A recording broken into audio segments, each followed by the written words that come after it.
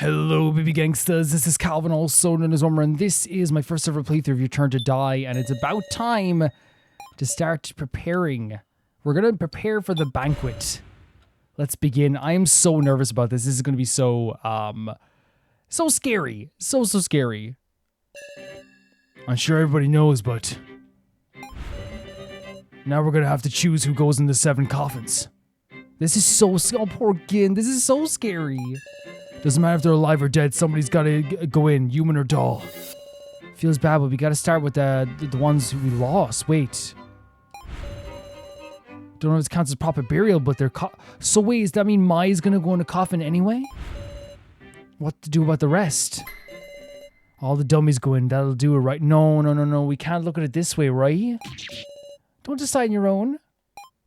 Well, why not? If we're just getting in. Hinako just gets in right away. No objections. Ranmaru? Jeez. Oh my god, Anzu as well. And here's the thing, I know Anzu's a great person. She's lovely. She's so sweet, right? She just gets very scared. But I think obviously like seeing everyone else do this as well is a big motivating factor to be like, okay, let's do this.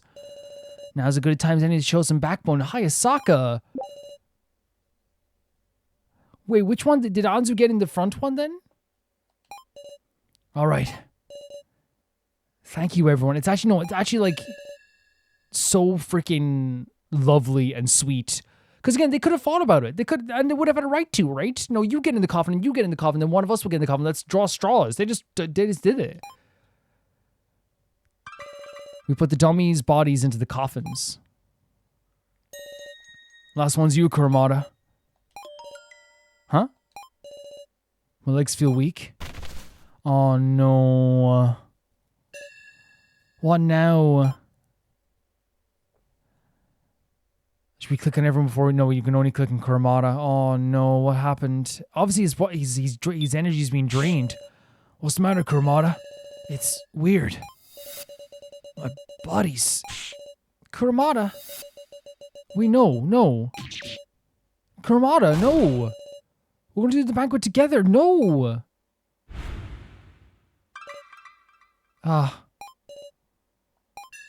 He's completely stopped moving. Is he gone? Whoa, no, he can't be. No way. Oh, no. And this is... You know what's so heartbreaking about this?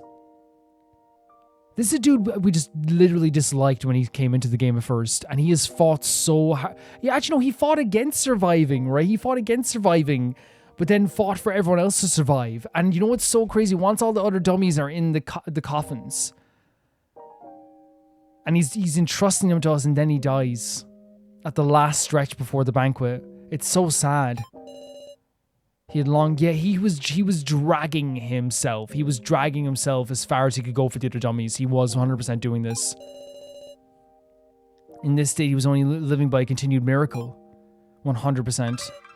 Why? He was enduring all he was, and that's the sad part about it. He was enduring all this time. We're almost there. Please make... Oh, that's so heartbreaking. Because it is, again, he worked so hard, but again, I think all this time, in my view, he was working this hard for the other dummies.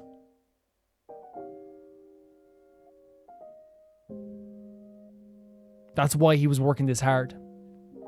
I'm not saying that, like, he was just doing it for that. Obviously, like, there's probably, but we saw that he wanted to give up. He was like, I'm done. But he really was trying his best. Even when Keiji thought Keiji was doing something wrong, he dragged himself towards Keiji to try and stop him because he was not having any other dummies be killed. Stop it, Kana. But Kurumada didn't die from running out of battery. He died from his wounds. Wait, so hold on a second here. If Mai died from that game as well, is there a chance we could have saved Kurumada in the game too? If I just failed all these games, is that what's happened here? If I just failed absolutely freaking everything? That's heartbreaking. If it is my... Like, again, it's even more heartbreaking if I knew I could have done something. Then we can bring him back, sure of it. Like, recharge him? We'll save him down, like, please. And again, here's the thing. As I said, I wish Mai got a moment like this as well, but, like, Mai's death wasn't like this. Mai was an absolute destruction. She was ripped apart. I know it's horrible to say, but that's what happened, and that's probably why we didn't get a whole, like, you know, big moment like this, is because she was ripped apart. And they were trying to show us that this can happen at any moment. So please hold on. And again, what a big growth as well from, like, Kana and Kurumada not getting on whatsoever to now Kana being like, you know, let's hope we can save him. He placed Kurumada's body in the coffin. All that's left is the last coffin. I'll inspect it. Wait, which coffin is it? Is it this one here? Because it's the one that Midori usually is in, but try to open it. So then Anzu got into this one then? I guess, and Kurumada went into this one. It's no good, it won't open. We gotta think of a way to pry it open. Yeah. But since the banquet isn't starting, does it mean it's empty? Then... Oh, that's such a sweet way of looking at it, isn't it? And Gin instantly realizes, okay. Because again, and Kana very smart. The banquet would start when 7 are in the coffins. Let's discuss who should go in. It's so great how much Kana has taken such a leadership role. Like, really, she has. Like, and again, it's one of those things where, like, she never had to, but she really has stepped up to the plate in a lot of ways. Wait. Did it start? Someone is in the coffin. The coffin, someone is in the coffin. They completely buried themselves. No way. I don't get why that happens once per freaking episode. I have no idea. Thank God it only happened here. I have to figure out what's happening there because it doesn't make any sense. It doesn't make any sense. But yeah. Hurry to the gate? Does this mean someone is actually in that coffin right now? Hurry to the gate. I'll move to the gate. It's opened. The gate is... Oh my god. This whole time, this ominous door.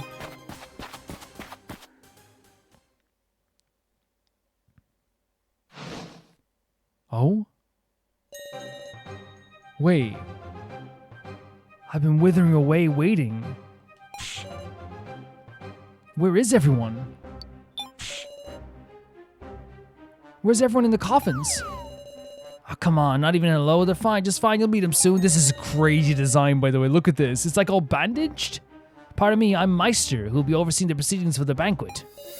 Now I'm gonna have you select a challenger. What are you gonna make us do? Well, now, can't tell you that yet. The game's Russian roulette. It's a test of luck between the challengers. Russian roulette? Oh god, and there's Yori, the other challenger. Wait, with the clapping? A clapping sound effect? Quit with the theatrics. Ah, now which coffin will you pick first? First? These, wait. The challengers will go inside these coffins. So there's 2 more coffins. Wow, they're just the same kind that were in the cemetery. No traps here. And they're brand new and unused. Lucky you. If you're scared, want me to pick first? Wait. Anyway, let's look them over to make sure nothing's suspicious. Wait, so like, it's good. He said Russian roulette. Does that mean? Well, Russian roulette is when there's 1 bullet in the chamber. You shoot the gun, and you hope that you're not the one who gets the bullet. Does that mean in these coffins, it's going to be a Russian roulette with the coffins? But how, like, wait, with the fire? Should we pick the right coffin? Wait, can we not inspect it first? Go ahead and check until you're satisfied. Is this an ultimate decision here? Does it matter which one we choose? There's music again as well. Does it matter which one we choose?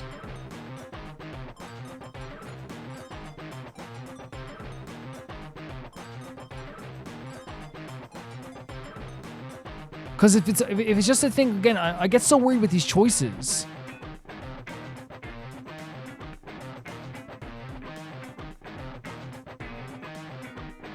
I guess we'll just choose the right coffin. I don't know.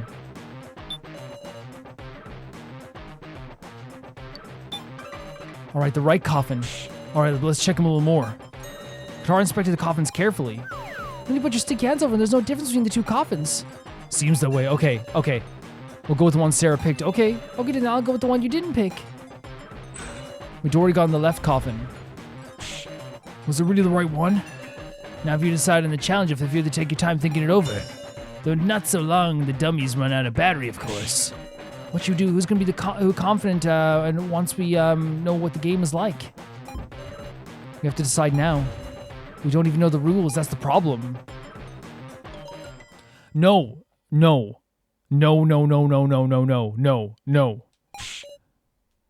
You can't. No, I'll do it. There's no way in hell. I'll do it. I wouldn't recommend that. What do you mean wouldn't recommend that? You're chiming in? I'm offering you a hint, seeing as you have a disadvantage.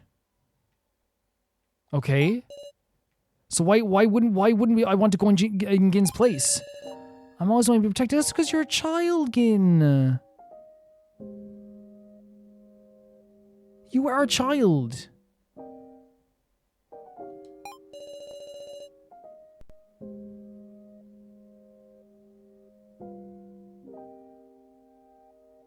You're all nice, so you'd never pick me at times like this. Yeah, but Gin...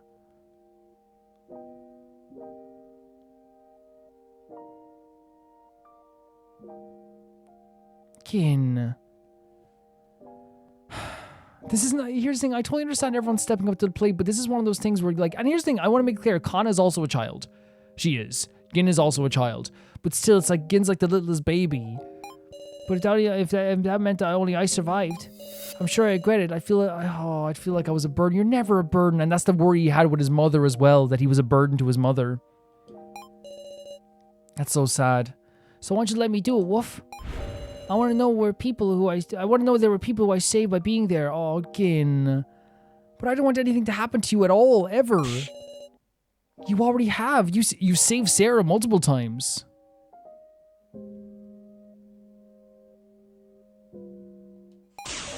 Because, oh my god. Because I love all of you guys. Gin.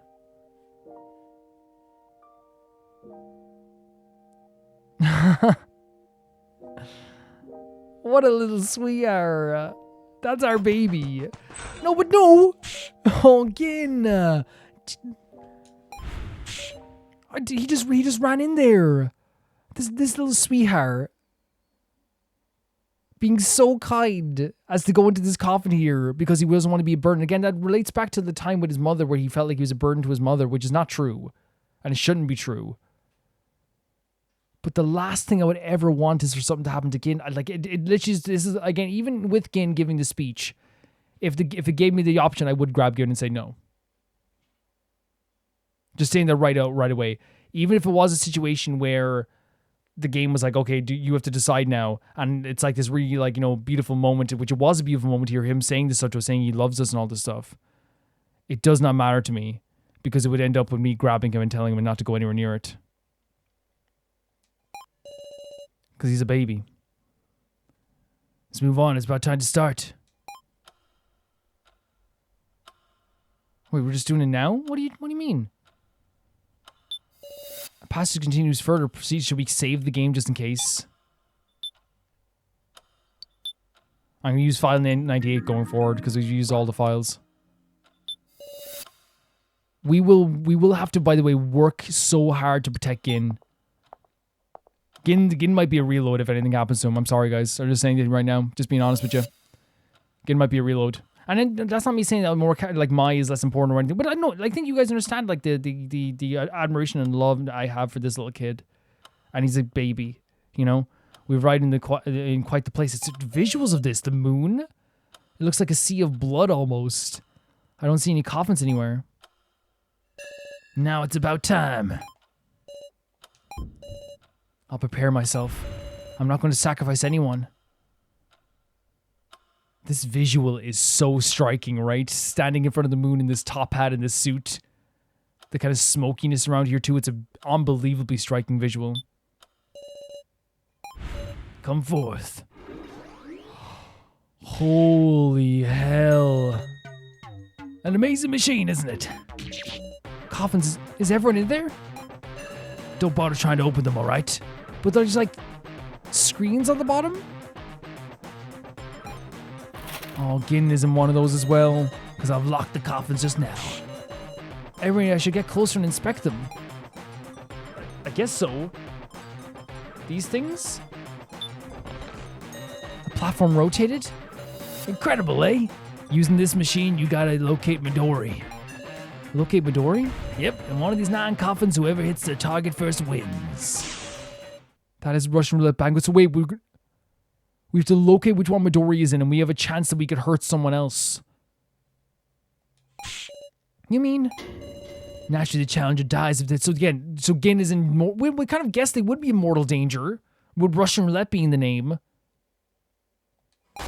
Then Gin's life is on the line. It's 100% on the line. It 100% is. Let us out of here. Are you outside now, big... Oh, Gin. This poor child. But did they not know it was gonna be a life on the line situation when it's called Russian Roulette? Am I just... Maybe I just read into that, but like I feel like you guys read into that too, right? For sure.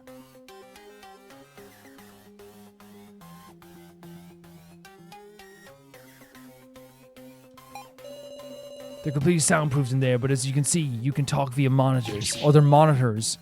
I can't see anything from there. Here, meow. If only I'd known I should have gone in there. Am I crazy for thinking that the name Russian Roulette led me to believe that this was one of those things that, like, maybe we shouldn't go in the coffin? Am I...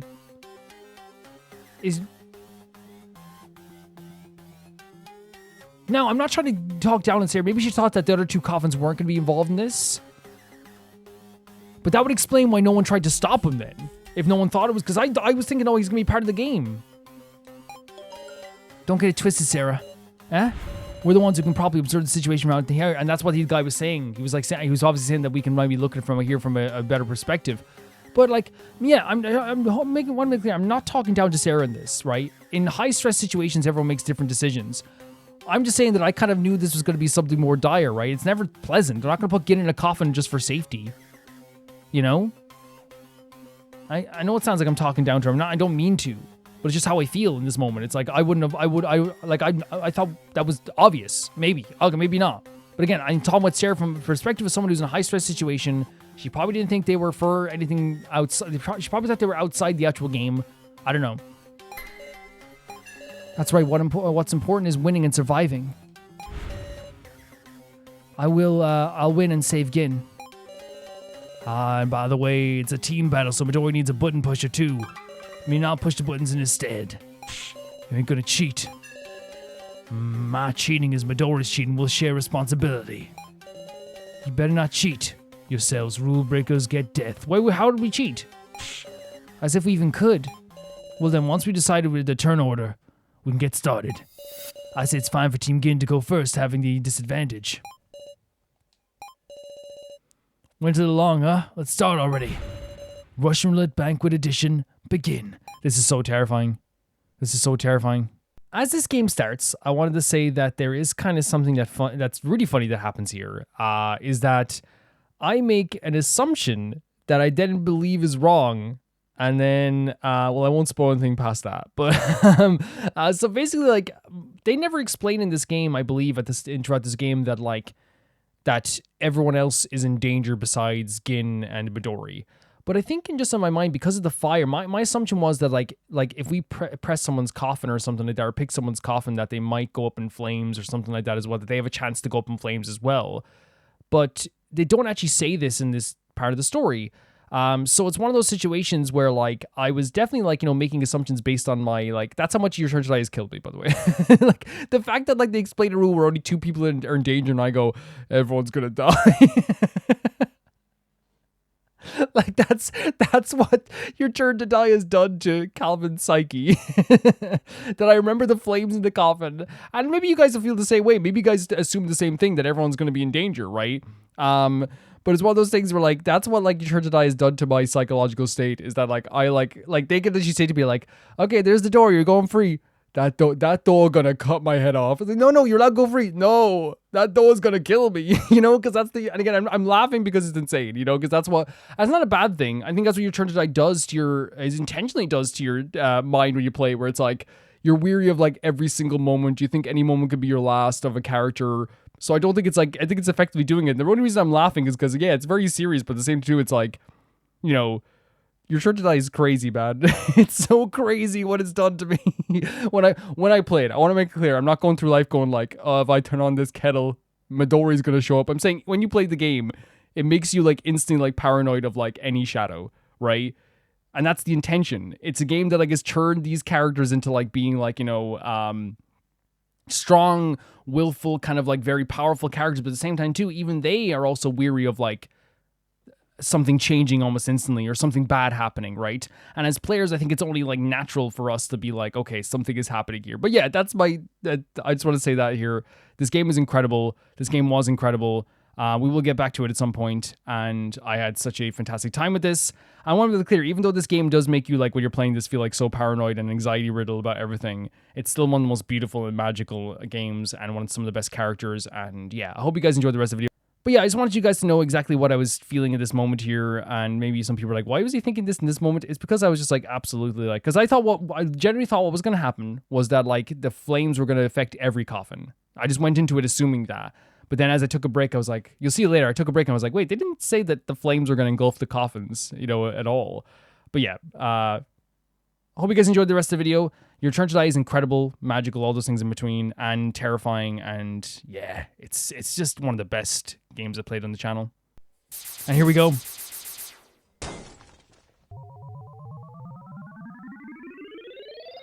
They are numbered, which helps. An extremely heavy air dominates space, of course. And again, that's why the reason I'm saying I'm not talking down to these characters here, right? Because they're about to go through something, one of the worst things they've ever done that's happened in their lives. Even if everyone survives this, even if every single individual we save here, we can save everyone here, right?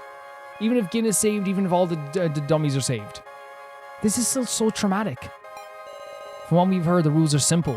9 coffins. If Gin is picked, we lose. If Midori is hit, we win. But is it really that simple? Above all, it's strange that Midori, who should be in the coffin, isn't saying anything, yet usually he's the most talkative person in the world. But it doesn't change what we have to do. We'll discuss it together and find an answer. By the way, you can rotate the coffins during your discussion if you want to make good use of it. Yep. So we have to ask these characters questions, I guess, like we do usually in the this is like one of the, what you call them, the main games. Well, think about how we differentiate the coffins. Oh, sorry. Choose this topic. I pressed A. All right, let's observe. So he says, but they all look pretty much the same. The only one we can identify is Anzu's coffin. Why is that? Because she went into the... That means there's only 1 in 8 chance we get hit Midori. Wait, so which one is Anzu's coffin? Don't forget, we could hit Gin too. Meow? That's a problem. I can't die like this, woof. Right, but what difference in appearance there? So why is Anzu's coffin is because she's in the coffin that was broken? There's got to be something, right? Like a way we can see things that I can't see. Let me think about it. Wait, so can we rotate these? How do we know which one's Anzu's coffin then? Is it just because she... Oh, okay. That makes sense. Yeah, that's exactly what I was thinking. So if we can set it back to where we are before, here's the thing. See what the eye can't see. We know what that is, but can we use our items on this? The lantern. It's active?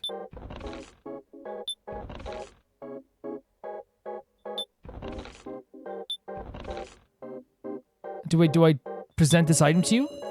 Okay, there we go. Use the lantern. Yeah. The lantern? The light of this lantern can reveal things that you can't see normally. Yeah, you can't normally see. Perfect. But I thought it was out of battery. We'll use the one I picked up. Received the lantern from Guitar. Okay, that's why. Okay, that's why it wasn't working there right then. Thinking the same. It's the same as your lantern, Sarah. Thank you very much. Let's try this. So what can we see? Oh, some of them are green. coffins are glowing. What's going on outside? We're not sure of the details, but there's something special to these coffins. We might just be able to tell them apart. Okay, we were progressing. The mystery of the glowing coffins. The coffins was made with special material that glows in the lantern's light. Hey, what's it look like? How many glowing coffins are there? Tell me. We saw the coffins glowing like this too when we were off on our own too. So wait, so if we click on the lantern, so 2, that's green. 6, so 1, 3, and 6 is green. And 8. 1, 3, 6, and 8. What does that do for us now? 1, 3, 6, and 8. So I guess we talk to the other characters now. We know Anzu is in number 2. Right? So I guess we just have to like talk to everybody?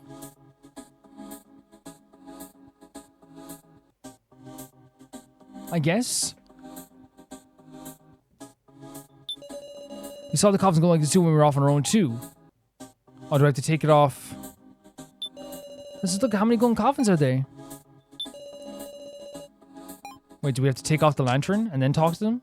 Oh, extract. Sorry, extract. I always forget about the extract thing, yeah.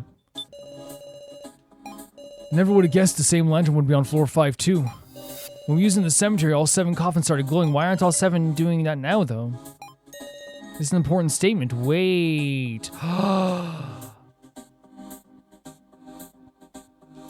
Wait. If he's saying all 7 glowed in here as well, then that means there's a reason why the other coffins aren't glowing then? Oh, 9 is 9. Oh yeah, one of them is Midori, yes. Yeah, one of them's Gate, that makes sense. So that means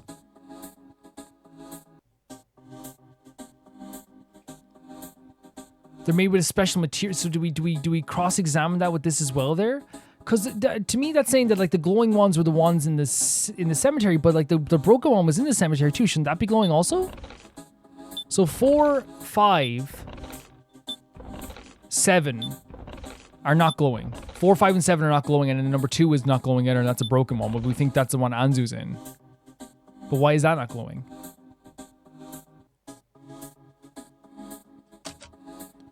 Four, 5, 2, 4, 5, 7 are not glowing.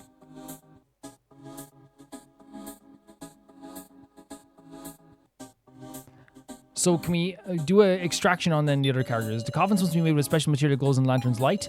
Just example, I believe some ores like ruby and diamond glow in ultraviolet light. Maybe those coffins are made of diamond too. And then Anzu says, wait, it looks like how many glowing coffins are, tell me. Well, do you know? Yeah, the number of glowing coffins is, so it's...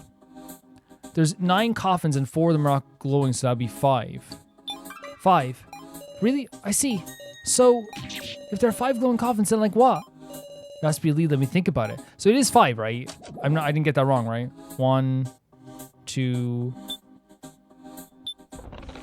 3, 4, 5.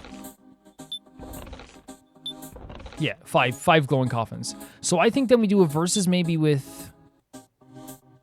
Because what was your statement again? Sorry, let's get this first.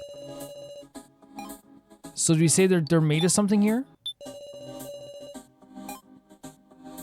I don't really follow. That was a mistake? Okay, that didn't work out. Maybe it's not a versus, maybe it's another item thing? Do we have anything like in our items that are from that as well?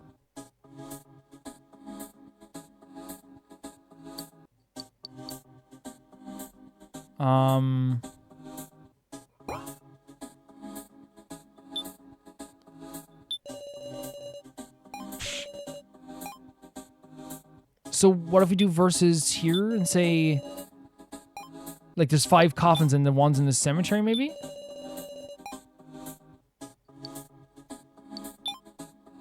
There we go. So we're saying that like, if all 7 glow, then like,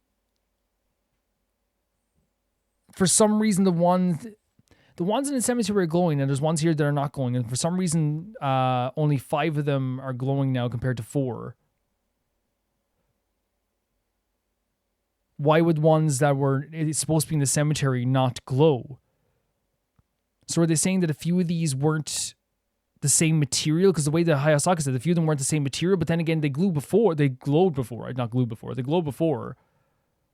And two of them would make sense then, because again, they're not, they have Gin and Midori in there, so two of them not being from the cemetery would make sense, but why would they not all be made of the same material? And if Gin's and Midori's coffins are the same, then that means that they would not be, if they're the two that are not glowing, that means there's 2 out of 4. That means the only other 2 that aren't glowing is the other, we know number 2 is not Midori then, for sure. Does that mean we've narrowed it down to 3? That could be Midori, if it is the thing where they're not in the cemetery? Yeah. Then why are only 5 glowing now? By the way, is this no other coffins? So it's, okay, so I was thinking that maybe they're not they weren't in the cemetery, they're different coffins? So 7 glowing coffins were reduced to 5 glowing coffins because coffins that, they lost their glow. So I was thinking that we were able to narrow it down by being like, there's 3 of them that maybe weren't in the cemetery, but... Alright, why don't we think about why is that? The coffins lost the glow. So first of all, Anzu's coffin number 2 isn't glowing. Is it because Maple exploded on top of that coffin? Woof. But there should be one other coffin that's lost its glow, shouldn't there? Is there another cause besides the explosion? Even little things matter. Do any of you remember anything unusual happening to the coffins? All I can think of is how their peculiar smell bothers me. That's right, Hinako splashed liquid at me and got my coffin all sticky. Maybe the coffin actually uses power to glow. Surely they ran out of battery. I think it's got to be explosion like the heat of the blast. So we have a bunch of different things we can ask here as well. We're back to Mind 100, which is good too, but obviously we have to be wary of that as well.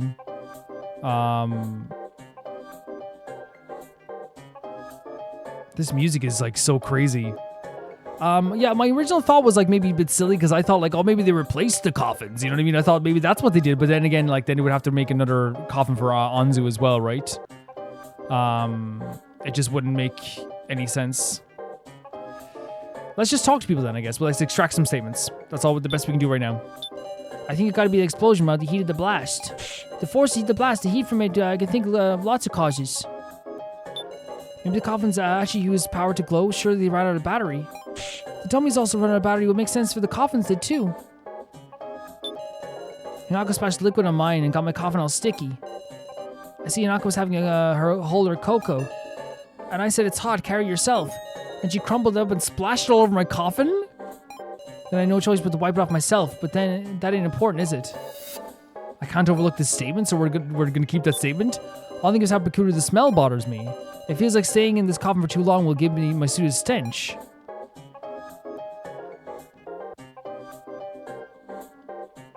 Wait. Are we saying that like one of that he's in the coffee one? Is that what we're saying? That he's the cocoa one? Oh, okay. I thought he was in the cocoa one. Like that's what he spelled. He spelled cocoa. Let's go up verses for a bit here as well. So what we have is the power ran out of battery. Explosion. Smell. And cocoa.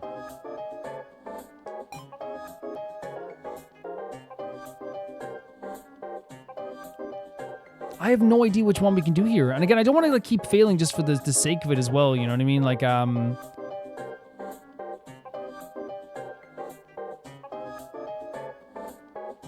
what I mean? Because I feel like it's like not that like we're failing for the sake of it. I mean more just like I don't want to like fail outright and lose all my mind.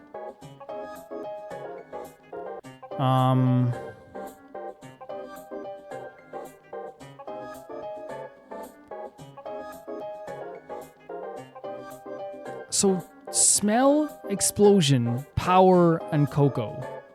Is there anything that we can do here that like is like? Is there anything we do with items? Like what? I don't even know what these will relate to each other as.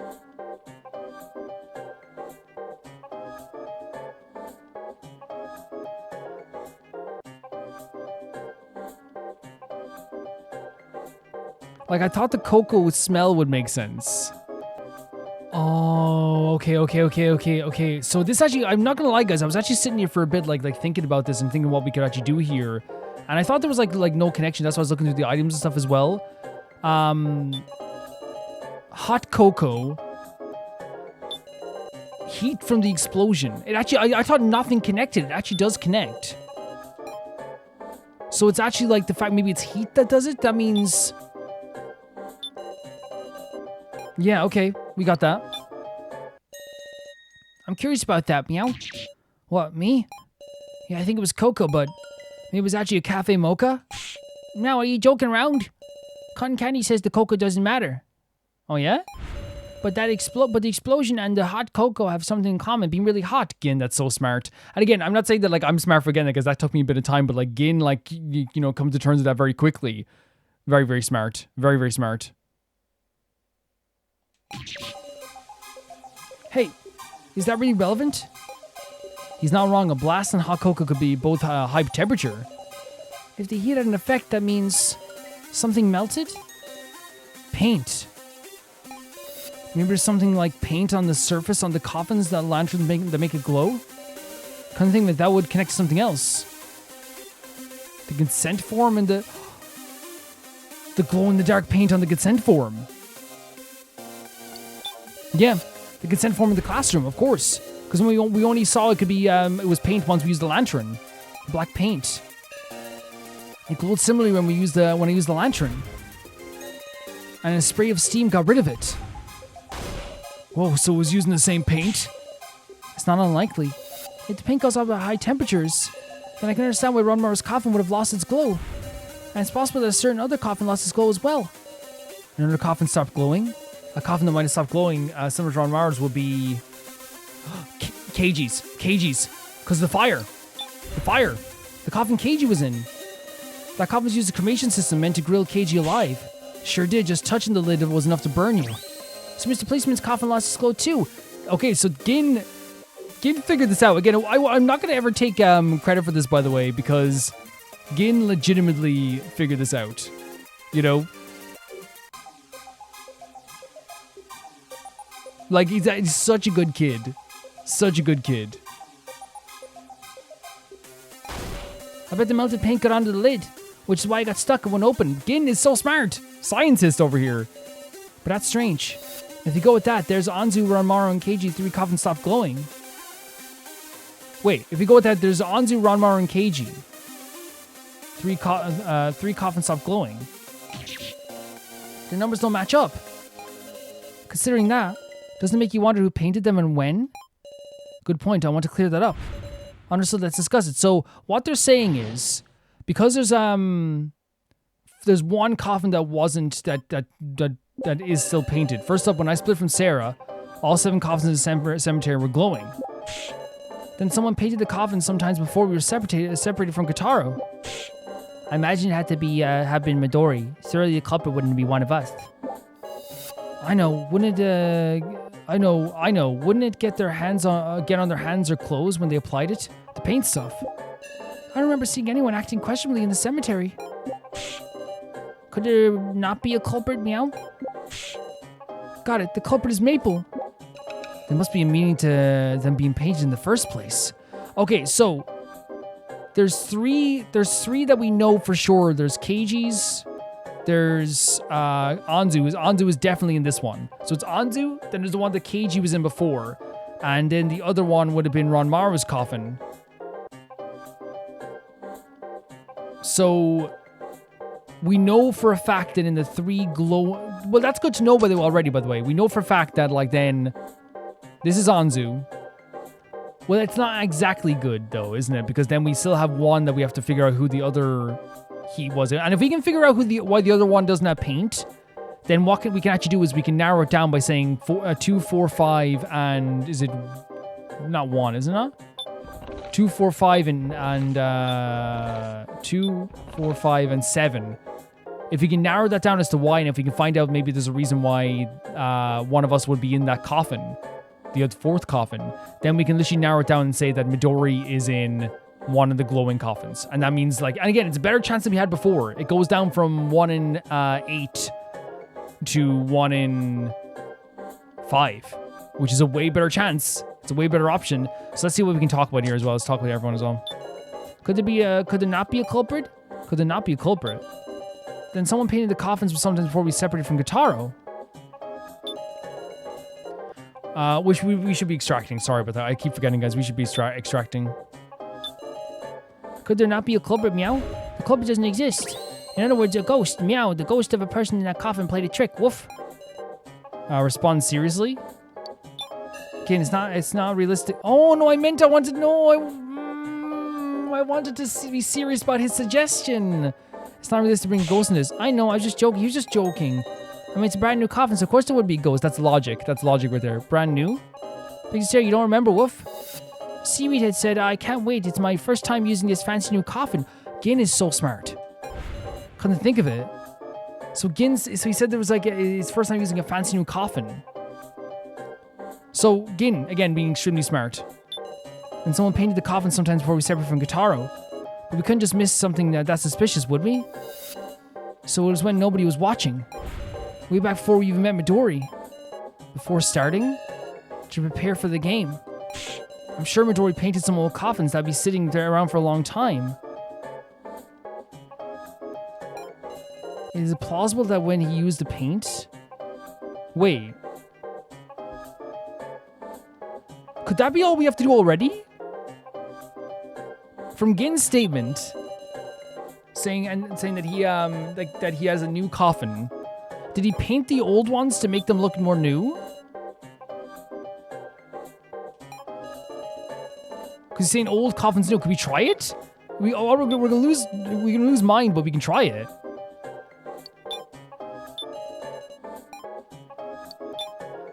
There it is. There it is. So he said he had a new coffin, but he's also been painting the old coffins. Again, is that true? Of course, Meow. Then it makes sense we didn't see anybody suspicious. A new coffin wouldn't have been painted to begin with. So it was coated in black paint when it was made. Okay, that's what they're saying. Okay. I thought he painted the old coffins to make them look better. Like the chocolate on chocolate covered almonds. You tell him, Anzu. Then even the coffins outside the cemetery. Yeah, Meister said it too. Gin and Midori's coffin were both new. So Gin and Midori's coffins both glow. Both the coffins glow. Exactly. Then the numbers would add up.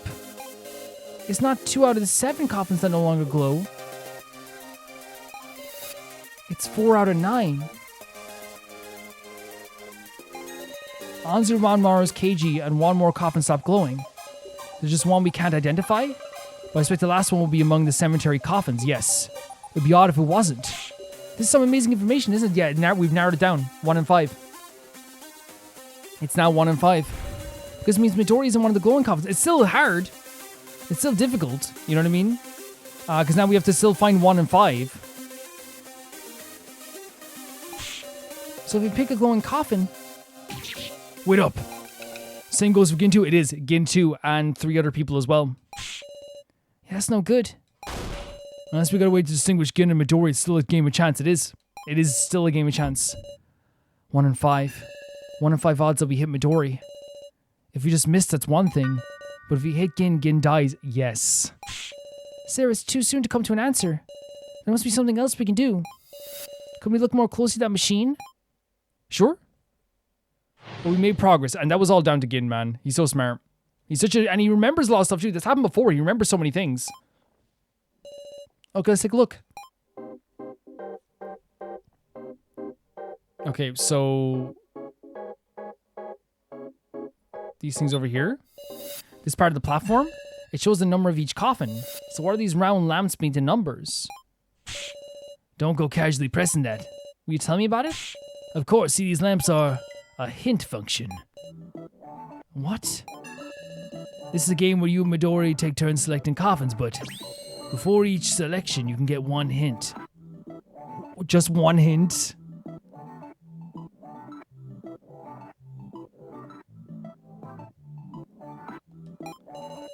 Once for each selection. Can my opponent use it too? Can Midori use that too? Yes, ma'am, and I'm sure he will. What exactly are these hints? Too bad, explanation ends here. His design is so freaky, but it's so cool. Just see what happens and think about it. What? You're good at puzzles, ain't you? Do we just have to use it? Let's test it out. We've narrowed it down to 5. I'm sure it won't be a waste. You're right. Then I'll explain how to use it. Put the coffin you want to use a hint on right in front of you and then touch the platform. Alright. I'll choose one of the glowing coffins to use a hint on. The patch shown by the hint. So, does it matter which one we choose? Because I'd imagine if it mattered which one they choose, they'd be like, yeah.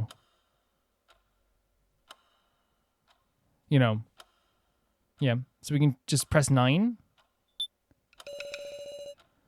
Sure. I pressed the lamp. Red? Oh. Wait. Is that it? What the hell does that tell us?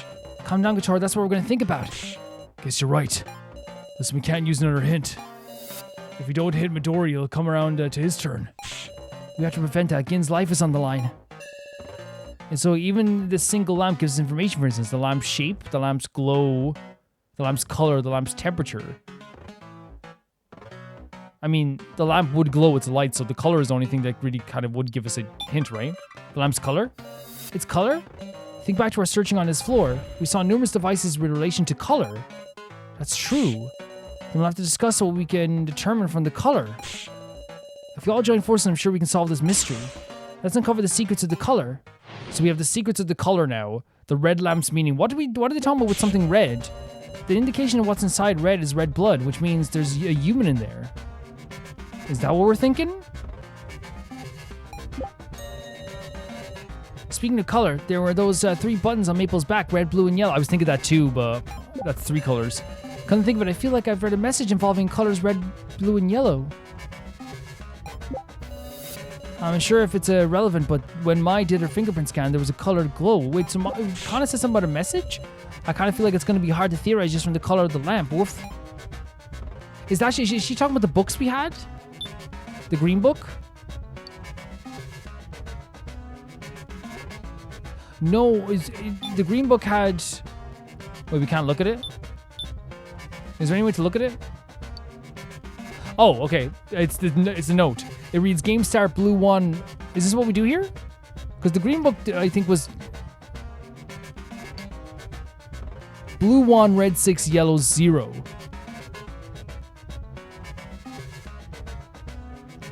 Okay. Because I thought you were talking about the book, but if it's the note, then that's fine too. Because again, maybe that's what I was remembering as well. But I remember there was something as well that when Kana said that. Yeah.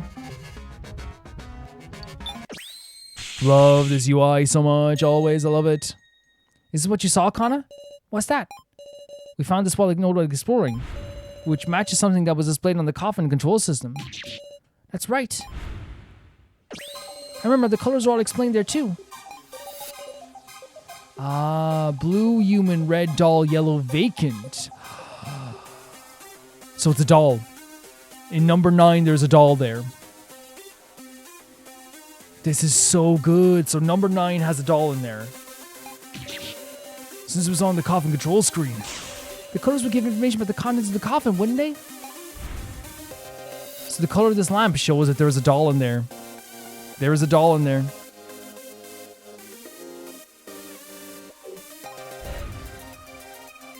Red doll. That means one of the dummies is in there. So I'm starting to see some hope. Because everyone but Gin is going to be red. So we know for a fact at least Gin is in there. And everyone but Gin will be... So if you can find the color that Gin is not... If you can find Gin's coffin and it's not red, then we can save him. If we pick red coffins, we won't hit Gin, will we? But then we'll also hit the dummies. Is that really it? So remember the coffin control screen again. Sure? Specifically the message in the top right, R6, Y0. Data log. He is right. There was also numbers attached to this too. Ain't this a record from when the contents of the coffin were checked? We didn't do anything like that. Does the album make a record maybe? If so, when is this record from? The start of the game? During the game? Before the banquet? No, this is before we even started, right? That was always there. I guess the note was a printout of this log. And since this game start blue 1, red 6, yellow 0, that would place it at the very beginning before Midori and the dummies came out. But wait, that would mean those 7 had 1 human mixed in? Wait.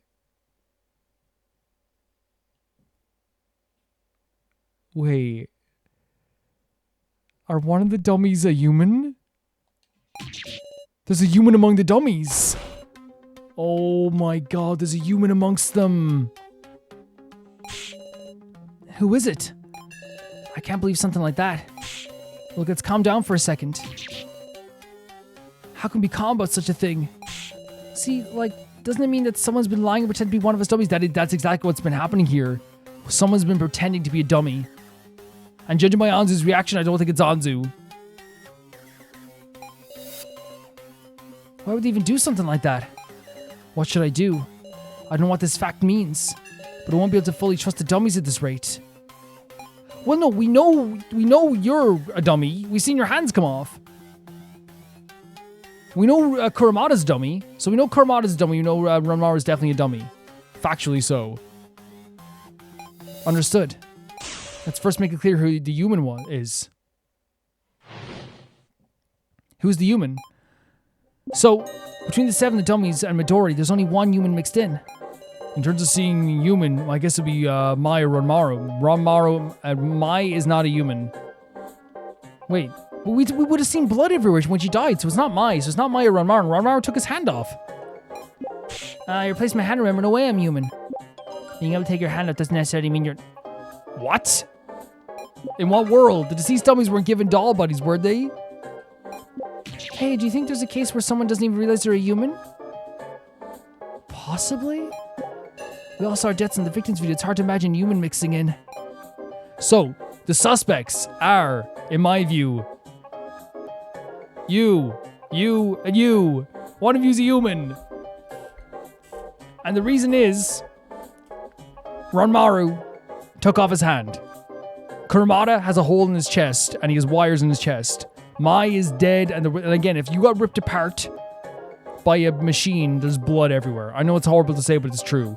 So we're narrowing it down to Anzu, Hayasaka, or Hinako. And now the issue is, right, I was going to say, I don't think it's Anzu, because Anzu I feel like is like so, like, you know, she couldn't do it. Like, I don't think she could keep a secret to save her life. But also now she's saying, well, what if I don't know if I'm human? You know? My guess is it's obviously one of these 3.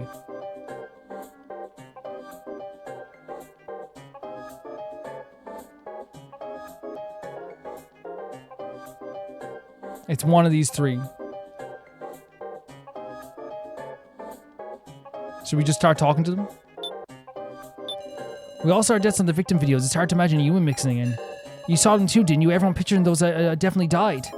Unfortunate as that is. Do you think there's a case where someone doesn't even realize they're human? It's possible they wouldn't be aware, right? I'm no exception. Maybe I could be human. Don't smile and say that, Anzu. Being able to take your hand off doesn't mean you're a doll. Midori's hand off came off too. But that could have been a prop to make it look like he was the doll. A prop? So she's trying to say Midori might be human. So so you're thinking that Midori is the human, Hinako? I can't say that for sure yet. But just remember this. Midori's the one with the organization. He can freely use everything in this facility. There's no such thing as impossible. She's actually correct there. She actually has a good point. So I thought she was questioning Ranmaru, but I think she's questioning Midori. I replaced my hand, remember? There's no way I'm human. I sprayed steam. I got 0 human qualities. I see. You can believe me, Sarah. I mean, I do believe you. Between the 7, the dummies, and Midori, there's 1 human mixed in. According to the coffin control system, there's a color: blue human, red doll, yellow vacant. And blue 1, red 6, yellow 0. If that's what was in the coffins at this game start, no mistaken, there is 1 human mixed in, yes. And then the deceased dummies were given doll bodies, weren't they? It's unfortunate that they had it proven to them like this. Kana. So, once again, I'm not exactly sure what we have to click on. I'm not exactly so sure what it is we have to find here. Or what we have to like express here.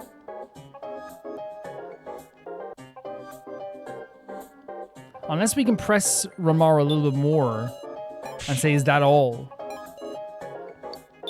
Is that all, Ranmaru? Actually, the finger you found me earlier, it was a stun gun upgrade. Oh, that's what... Oh, and he has to wait. And that's what he used to get us? And he used that on me. Wait, so hold on a second. I thought Sarah just didn't believe Midori that this happened. We're just aware that Ranmaru stunned us and knocked us out, but I guess in the time things were so hectic, we just let it happen? Like, I'm sorry, Sarah. Wait, hold on. Did we not expand upon this in the other conversation?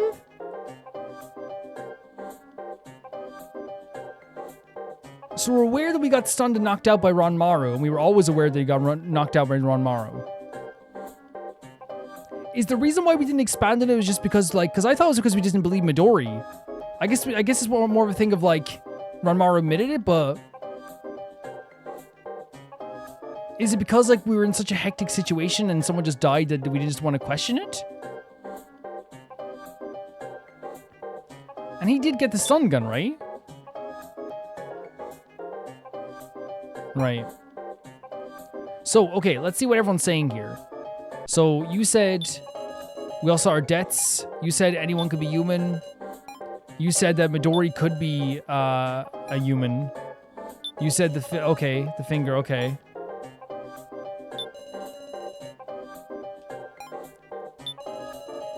Okay. So, I think the most plausible ones to me are Hinako's talking about Midori, because that is something that's actually quite scary. I don't think we can do anything with, like, the victim videos. I don't think we can do anything with that. But that means we would have to do a versus, but I don't know who we can do a versus for here. Unless we say there's a versus with... Sorry, with But I don't want to just try, because I'm not even sure on this versus either. You know what I mean? I'm not sure on the versus between the two of them. Do they want us to look at the stun gun upgrade? Do we have it? We don't have it anymore. Yeah, it was given to him, obviously.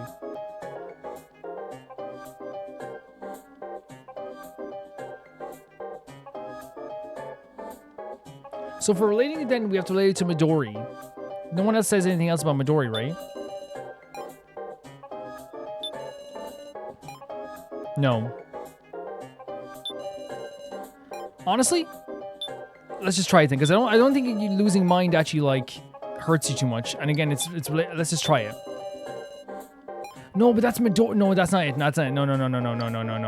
Because that's about Midori now. That's about Midori. So is there anything we can, like, present then? Because again, if it's one of those things where, like, Hinako... I'm trading it on Hinako because of the stuff about Midori. The stuff about the death thing, I don't get, like, what that would be. Yes, we know there's humans here as well. This stuff here with the deceased mummies were given dolls. Wait, can we extract this again? The deceased mummies were given dolls, weren't they? It's unfortunate that they had it proven to them like this. The deceased mummies were given dolls. Oh, like they were... Yeah, okay. So that's... Yeah, so I'm ruling out this. Process of elimination, no. I don't think we can do anything with the Anzu saying maybe I could be human. I think Ranmaru's proven that he's not anything, so I don't think we should disagree with this or go against this. And there's nothing we can do with, like, a Hayasaka versus... Like, is there anything we can present then about Midori?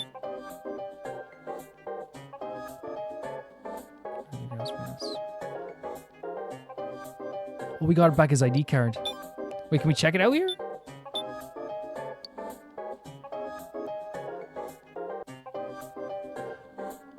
Real name Sohiori.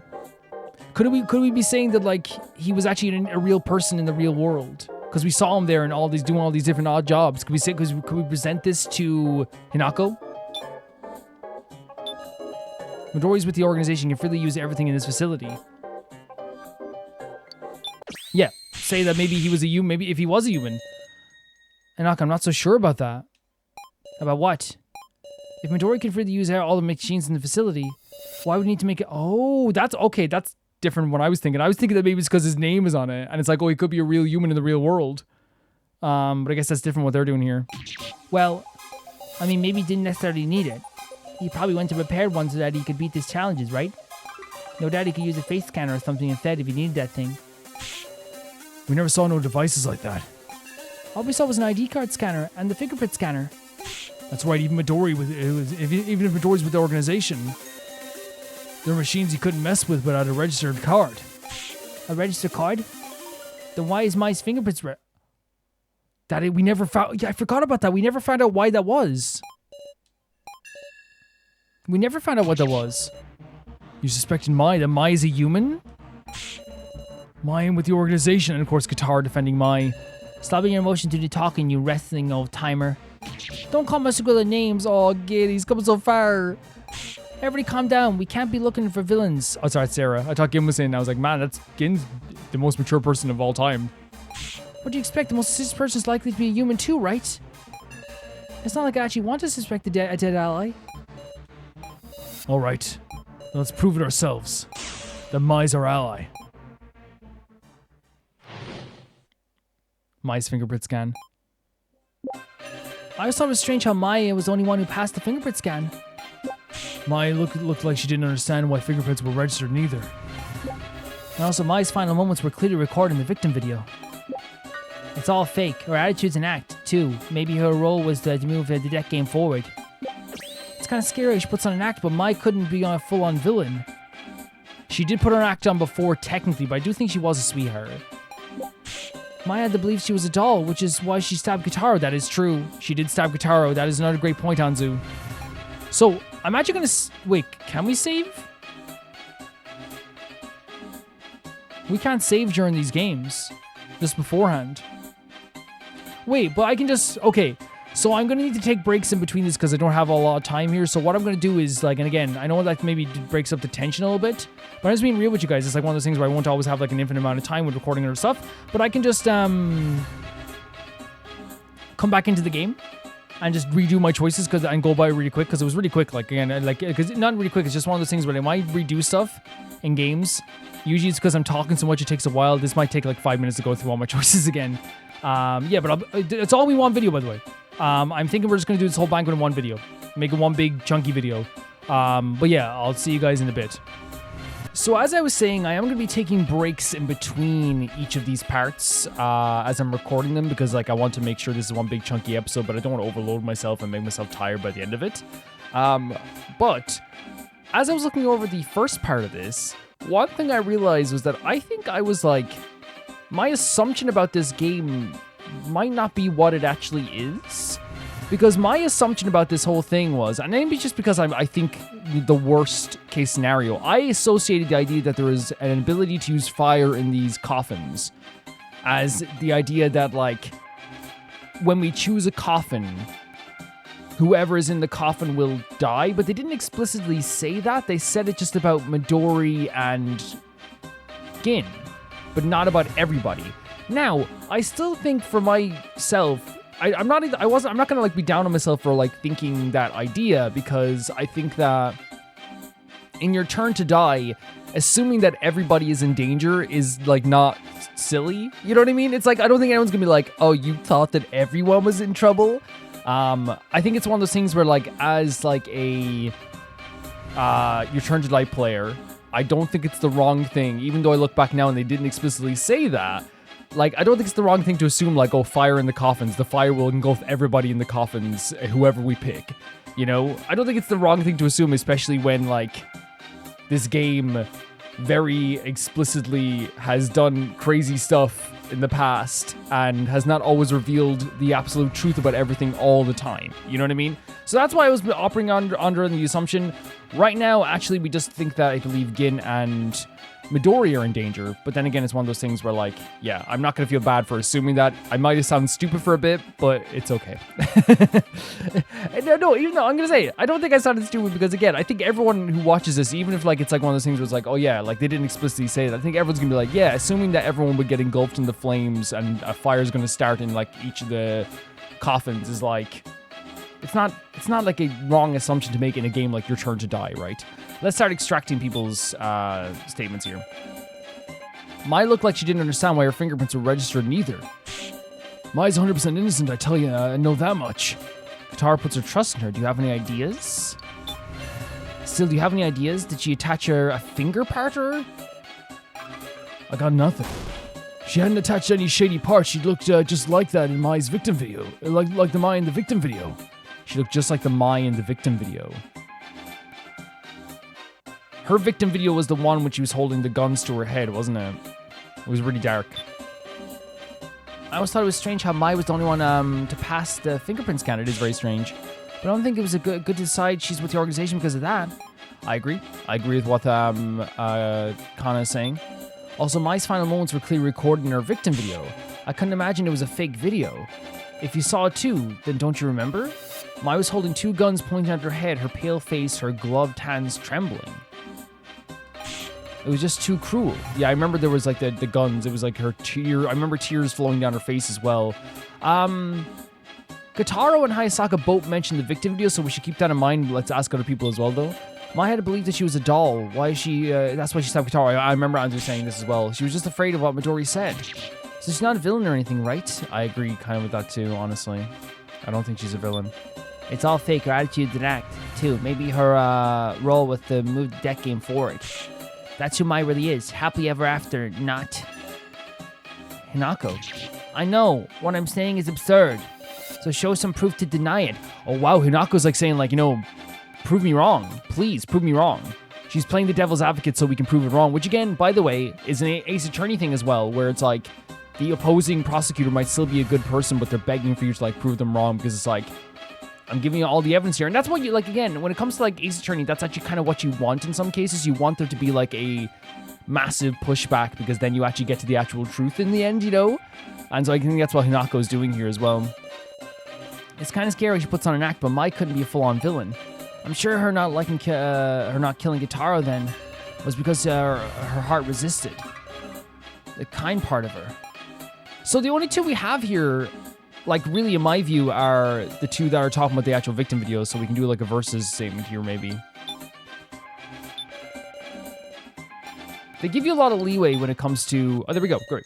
They give you a lot of leeway when it comes to, like, how much life you have here. I'm sure maybe that might change later on, but... Are we sure Mai never attached any upgrade parts? Do you think she would attach an upgrade part? Ugh. She didn't. Kind of feel like she'd be opposed, feelings-wise. Then it's strange. The dummies have to look the same as the original human selves, right? But comparing the victim video, the Mai we were with had no... Oh, and he mentioned that she had gloves on when she held the guns. Oh my god. Gloves? It's true, in the video we saw... Can I be completely real with you guys? I would not have remembered this whatsoever. I would not have remembered this whatsoever. Kind of think of it, it's weird. Mai wasn't wearing gloves from the start. If she took them off herself, we should have found them in her coffin. Hard to imagine Midori forgot. I suppose that must mean her gloves are taking off to attach a part, perhaps? Say what? Something got switched out before she woke up? But you could just put her gloves back on after attaching it, right? True, that's strange. Why were Mai's gloves not put back on, I wonder? The gloves were lame, the gloves transform. The gloves didn't fit is the only rational option here, but I imagine that's because maybe then if they didn't like an attachment, maybe they just didn't fit over the finger anymore? Did the gloves not fit? The gloves shrank? No. The opposite. The opposite? You're saying it's because her hands got bigger? Yeah, I think that's what we have to go with. Like maybe it's like the finger got bigger for what they attached. Exactly. The hands that got attached to Mai were bigger than her original hands.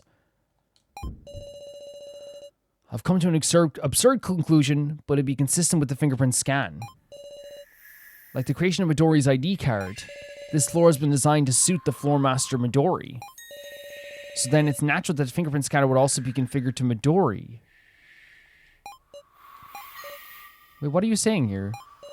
Mai's hand, which she used for the fingerprint scan, was bigger than her original hand. As if it were a man's hand. Are you saying it's Midori's hand? But didn't we establish that Midori is like... Or like tried to establish that he's human, right? You're trying to say Mai's hands were Midori's hands? She has seaweed head's parts, meow? Not necessarily any old parts. We discovered that blue means human, red means doll. Do you remember when she did the fingerprint scan? It glowed blue. Hang on. That means her hands. They're Midori's what? They're Midori's human hands? What are we doing? They're Midori's human hands. Yeah, what the hell are we talking about here? What are we talking about? What in the universe and world? How does that even work?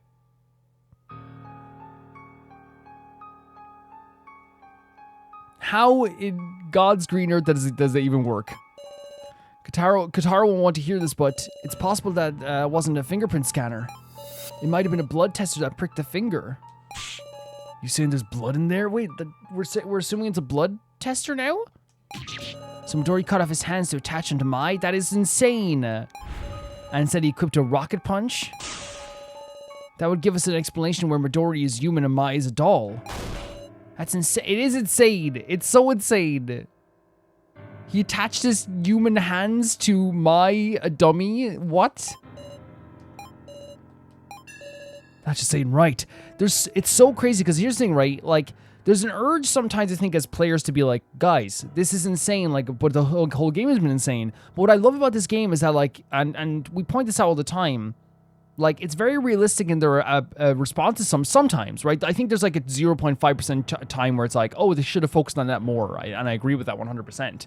But like, there's like this idea that this is like so crazy. These guys still after everything you've seen is, I think, is so natural. Because I sometimes remember I see people watching movies and TV shows and they go, why are they so surprised that this game is disgusting? And it's like, because like, put yourself in their shoes, man. This is weird. It doesn't matter all the things we've seen. Someone giving their human hands to a dummy, it's weird. It's creepy. Can we really win against him? Against a guy who can calmly cut off his hand? And that's such a great point by Kataro, by the way. Oh my god. The idea of like, can we win against a guy who would do this, who would go this far? That's the point.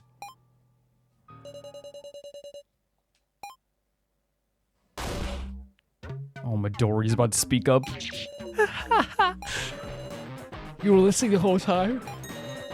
It was so funny, I couldn't hold it anymore. Bastard, what's funny about this? I mean, everybody's so horrified. Well, won't you pick your first coffin already? I'm about to die of boredom. That's right, we've reached a conclusion, we gotta choose. We learned in the discussion that Midori is a human, right? Midori is an unbelievable man, able to cut off his own hands. He's a human with blood flowing through him. And all 6 of the dummies are dolls. Which means Midori is one of the 5 glowing coffins. We used a hint on coffin 9 and we're told the red is doll. So we know number 9 is a doll, which means it's not Gin or Midori. That means there's a 1 in 4 chance of it being Gin or Midori. But no, Midori is a human, so number 9 won't be it. Which means, huh? So in the end, yeah, it's 1 in 4. It's 1 in 4. After all this discussion, if both Gin and Midori are human, then is there no way to tell them apart after all? No way. Why has it come to this? We just need to calm down. Our options are... pick the number 9 coffin, knowing it'll be a miss. Okay. Or aim for Midori, one of the 4, with the possibility of hitting Gin. So again, this is what I was talking about here as well. Like, I made the absolute, like, assumption that, like, the coffins were gonna get, like, set on fire. And I think it's just because I thought the worst, right? I thought the worst of the situation because I was like, okay, like, it's your turn to die. I thought it was like everyone was in trouble as well. But the way they're talking about here now, again, is like, 9 will be a miss. So it's a way to, like, maybe, like, still prolong the game before... trying to find more clues as to which one Midori's in, right? They see it as like a safe option. That can't be. There's nothing left to reason with. We have to think and choose. This choice can end up killing Gin. Is it right to use video game logic right now? Because I feel like I always go with emotions and stuff like this too, but like, if we're using video game logic, do you think they'd kill off Gin this early? Do you think they would?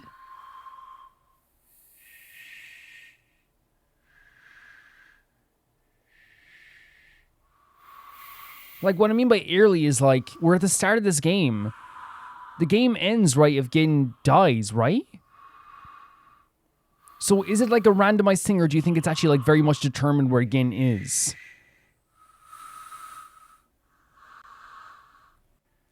Because if we hit because I don't think we're gonna hit Midori right away. Like, unless the game is because again, the game has multiple avenues, right? Multiple choices and has different routes.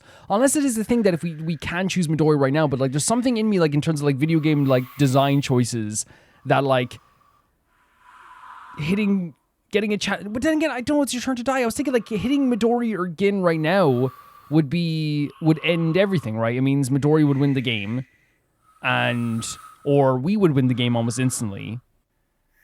We're so early into this. Like, legitimately for me, I'm like an hour and 13 minutes into this, which, you know, in real time for people who don't yap all the time, that's probably like a half an hour. You know what I mean? And I want to make it clear, by the way, as well. And this is me going against my creed when it comes to this game. I like just living with my choices in this game. Obviously, there's that one time where I messed up, like, and I didn't understand anything, so I went back. I want to make it perfectly clear here and be completely real with you guys. If it is a situation where Gin can die this like early into this game, I am reloading, and I'm sorry. I know it sounds such a cop-out, but I'm not having Gin die. I know maybe, like, people are going to be like, Calvin, that goes again, you're a hypocrite. And, like, yeah, 100%, I'm being a hypocrite that, like, in this case, like, this is my son, and I'm not letting anything happen to him. And some might say, well, Calvin, like, you know, you let my die, and you know, it can seem kind of sucky then, because it's like, oh, like, you're playing favorites. And in a way, you could see it like that, but also just, like, it's just, you know, you guys know, like, it's this little poor 12-year-old lad who, like, we've grown to have such a soft spot for, and like almost a familial protection over him as well. So I hope that doesn't sound too hypocritical, but I'm just telling you guys how I feel about that as well. I think it's just, yeah, hope it doesn't sound too hypocritical in this sense. I absolutely can't choose wrong.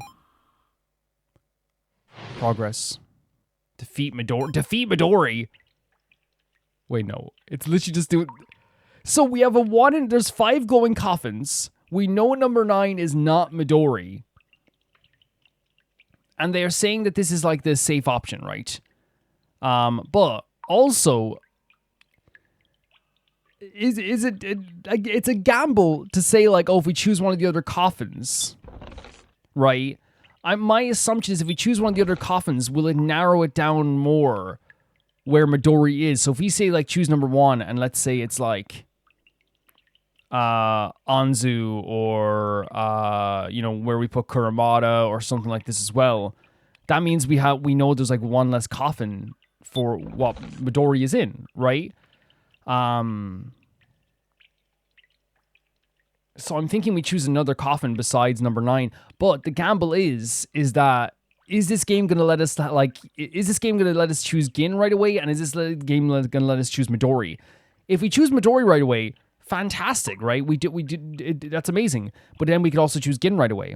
We can also operate on the assumption, as I said, that this video game actually won't let us choose that right away, because that might like be too quick into the story. I know it seems like such an annoying way to do it, like, oh, the video game wouldn't let us do this, you know. But I feel like it's not a bad way of looking at this, right? When we're this like pressed for an answer, because again, like giving us just 5 coffins to click on.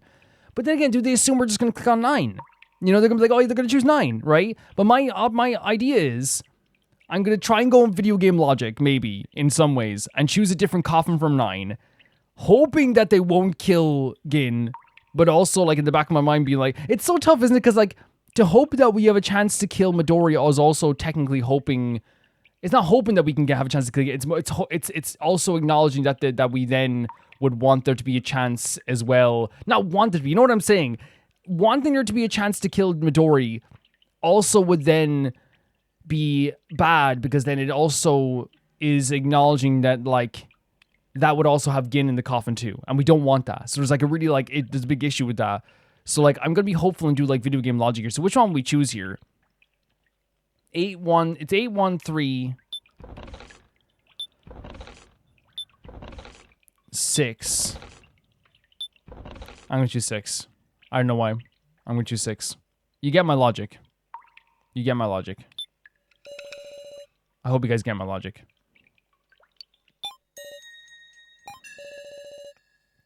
We have to hit Midori to win. We can't take detours. It may be 1 and 4, but I'll go for it. I selected the coffin.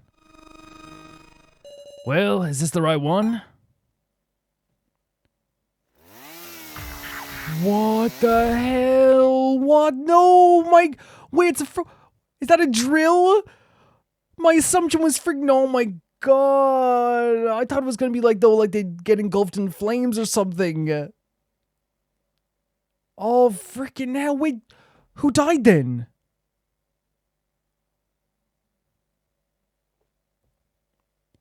So somebody did get, like, drilled. What in the heck? It drilled through the coffin. Oh my god, it hit Kurumada. But that means... Okay, so then the assumption I was operating on is, like, different but the same. Because I legit thought, like, oh, well, everyone might be in danger of these flames, right? But it's not flames, it's a freaking drill.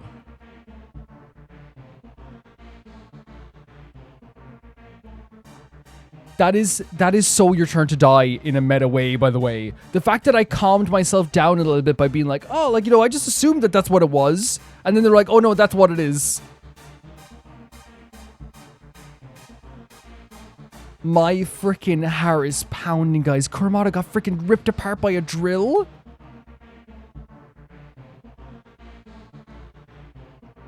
So now we have to operate under the assumption that, yes, indeed, every single freaking coffin has a freaking person in there that could die.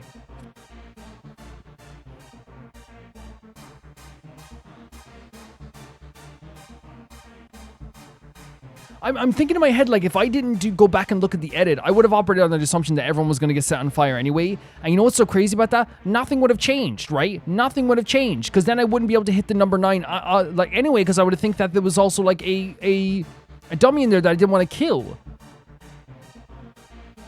So I hope it doesn't sound like I'm being like, oh, calm down, Calvin, you didn't do anything wrong. I'm more just saying, like, I'm trying to calm myself down and, like, oh, like, if I actually did operate on an assumption, would anything have changed? No. I think I would have done the same choice. But that doesn't change the fact that Kurumada just got ripped apart when we promised that we could maybe bring him back. Kurumada. How nice there's a corpse, you're also lucky. No, that's not, we were planning on trying to help him get back to life. I wish you could have seen it from the outside. You gotta be kidding me, Midori. We didn't hear it be like this. There it is, yeah. It wasn't established that it would be like this. I just literally assumed that everyone was gonna be in danger because, again, it's your turn to die. That was my assumption. I thought the whole thing, I thought all the coffins were gonna be engulfed in flames. Seriously, this is the first we've heard that it'd be in danger. This is what we heard. I want no part in this game. Let us free. Isn't that so crazy as well?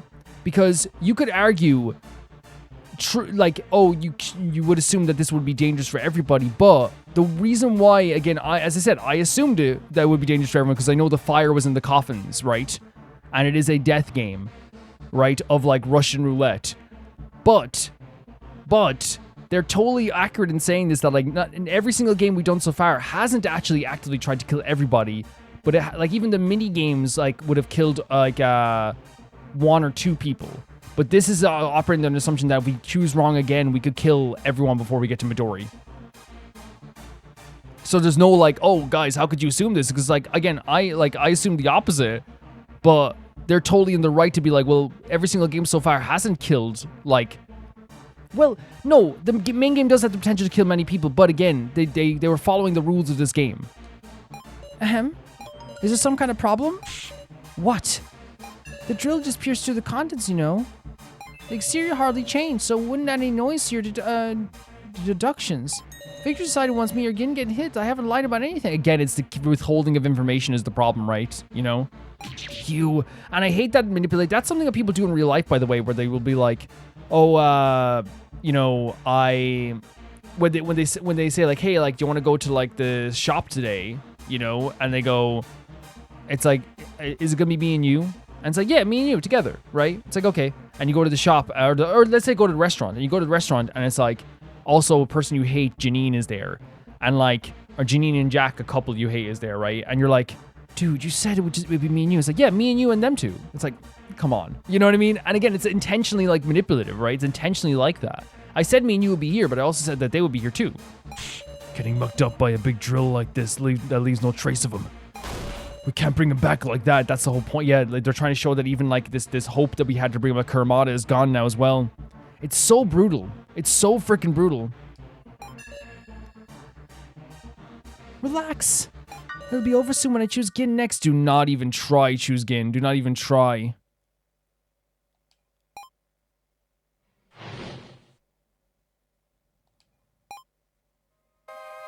Well, what number should I choose, Miss Sarah? Let's discuss it together. No, what? Once I get him in 1, it'll all be over. Oh, we have to extract his statements, maybe?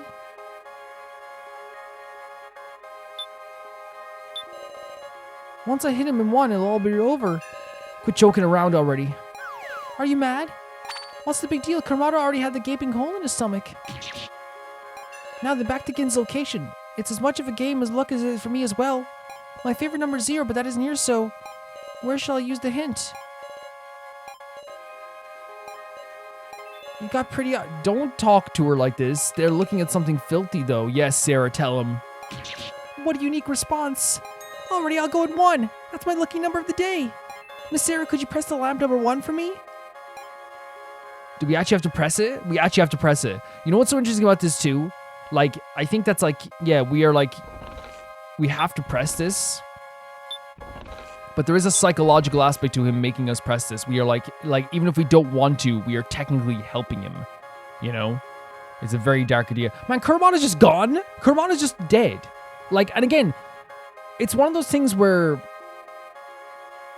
because we're in the situation we were in, and like you get to, I could sit here and say like we already got a very beautifully sad Kurumada goodbye, right? But you would want like to be like a big moment or a moment where everyone sits and reflects on what happens. But the problem is that like realistically, so if you take the character of Midori Hiyori, is he gonna let you guys sit there and psychologically recover from what's happened? Not that you would recover in such a short time, but he's not gonna let you do that. Neither is this whatever game master guy is gonna do, you know? So it actually is one of those times where like I could sit here and be like, oh, I wish they let it rest a bit more. But in reality, that would go against Hiyori as a character. He's not gonna let you rest. He's not gonna let you think, like, sit there and be like, you know, oh, what just happened? What just happened here? You know? And press the lamp. Oh no. Oh no. Oh no. It's a little blue. Doesn't blue mean human? Yeah, no, that's not good. Then it's Gin or Midori. That's not good at all. Oh, Gin. Hold on a sec. I blew shit up already, woof. What are you so surprised about? Going by your reasoning, there are only three choices, right? Of course it's likely for it to come up. In fact, shouldn't you be happy your reasoning was correct? No, we're not, because what's going to happen here now is that there's like legit 50-50 chance it's either you or Gin. I guess, but they wouldn't end this that early, though, would they? And they wouldn't do that to Gin. Were you not prepared? Oh, the eyes. To lose Gin this quickly? No, not at all. Never, never, ever. Don't tell me you're gonna pick it. Big Sis Sarah. Oh, Gin. Midori, there's no way you can choose that. If you do, there's a 50% chance you die. You must be scared of death. Still making that claim? Stop believing those convenient assumptions and look at reality. I even cut off my own hands. Oh, that is true. That is very, very true what he just did. Then, go ahead and pick the number 1 coffin. Okie dokie, miss. Oh my god. Oh my god. Why would we... I'm just being real here as well, right? While we did see him afraid before, like, playing a guy like this is bluff, I feel like this is like exactly what you should expect. What? Roger that. Big Sis Sarah. Stop, that's absurd. You're going to decide your fate like this? You lose, Sarah. Just like that. I suspected the coffin. Big Sis. Oh no! Wait, what is gonna happen here though? There's no way they're killing Gin. What's gonna happen? There's no way. We'll finish this so. Yeah, it was so quickly. This is the fate being. And I don't think they're gonna kill Midori either.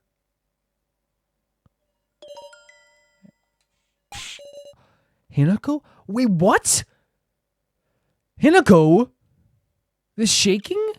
You're kidding, right? There's no way. Why me? This... How? What the... But it's blue. But it's blue. Hinako... Wait, and Hinako's just dead. Hinako's just killed like that. What the hell? You hit Hinako. Hinako. Shorty, what the hell? This sudden death, but also the fact that she was a human, then what the hell? Why was it Hinako? Blue should be Gin or Midori, right? What's going on? Was our logic wrong? We made some major mistake. Everyone calm down. Let's calmly have another discussion. I can't. The situation changed completely. If we get picked, we're going to be killed without a trace of us left. Please calm down. What the... But, like, as well, though, like, you know what's so crazy about this is, like, I want time to sit here for a second here. Hinako's just gone? Hinako's just dead like that? According to the hint, Hinako was human. It's Hinako, right? Hinako? And again, is this do you guys think this is the psychological pressures of this game? The fact that, like, we're more talking about the fact that she was, again, the part that she was human is an important part, but also, like, for me, it's also like, we just lost Hinako. And I think maybe you could say it's the psychological aspects of this game that's making them, like, quickly try to assess what's happening so they can make other people survive out of worry. Our reason was all wrong. Should we reconsider from step one? The lamps came up red and blue, so if the info on the coffin control screen is right. What's going on? Hinako had a victim video too. Am I gonna get killed like that? No, not at all. Not in any way, shape, or form. Wait, that's what we have to deal with? That's what we have to contend with?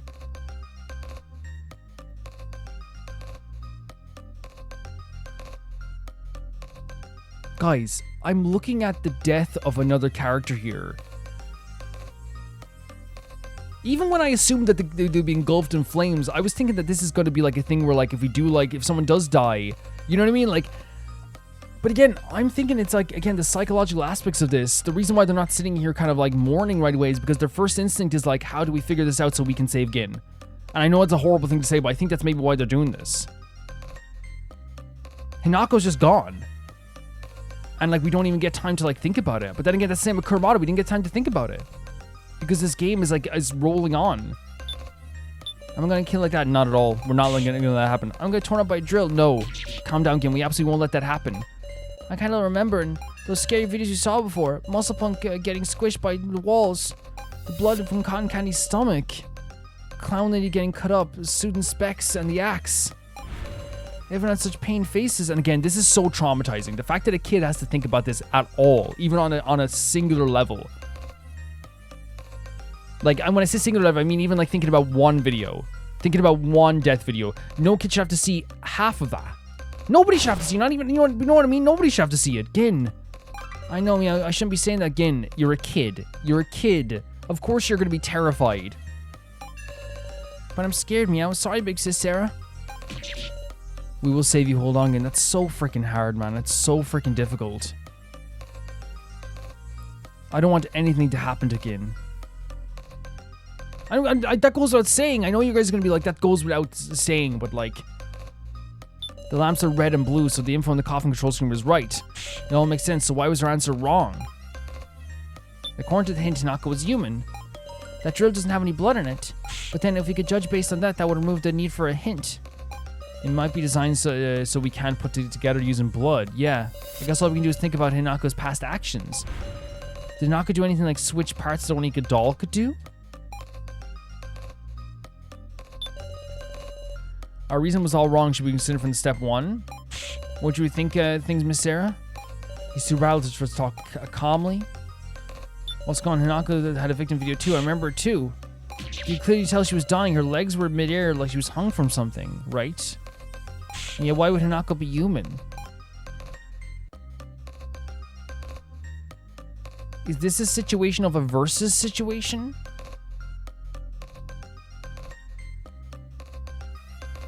So, Gin's talking about the victim videos and so is Ranmaru. But then also, Hayasaka's talking about the reasoning about everything while also, okay, let's go for both then. Let's go for both. Let's go like let's do opposite to opposite here as well.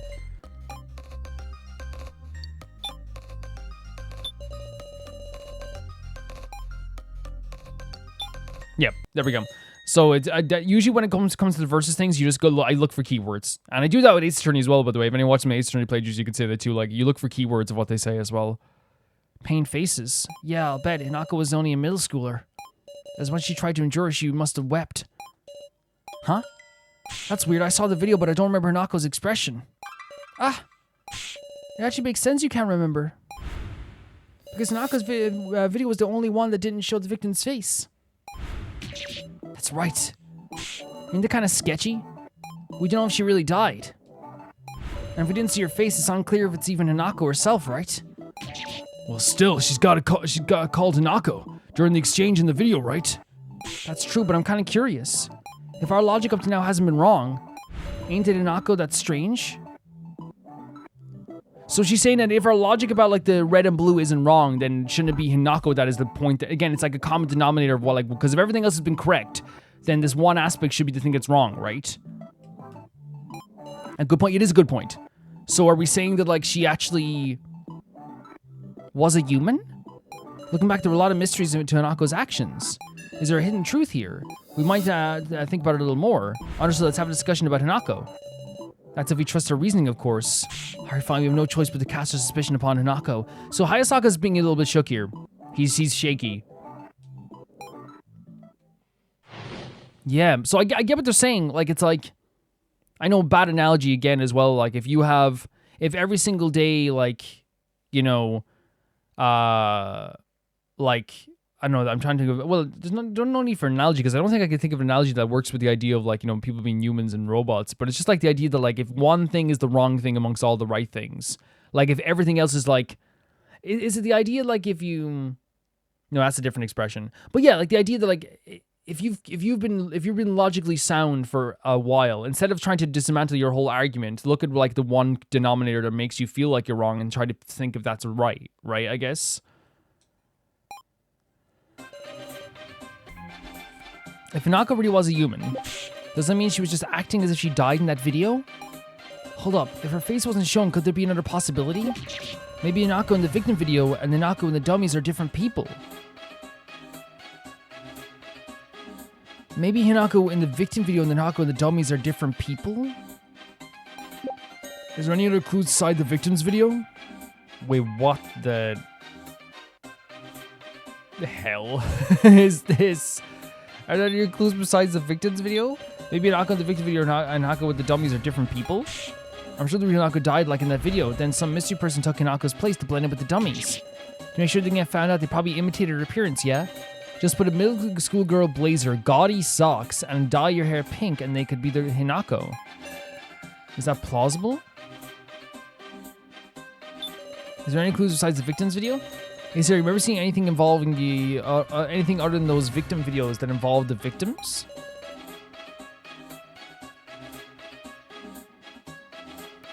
Out of all these things, the only thing that shows like a lot of death is the gallery. That's all the paintings of people dying are. Well, we saw something in the gallery. On the wall, there are paintings of those like now and who had become victims. Yeah. Oh, you're right. Oh, there's one of those paintings I was wondering about. Which one was it? Can't remember that part. What?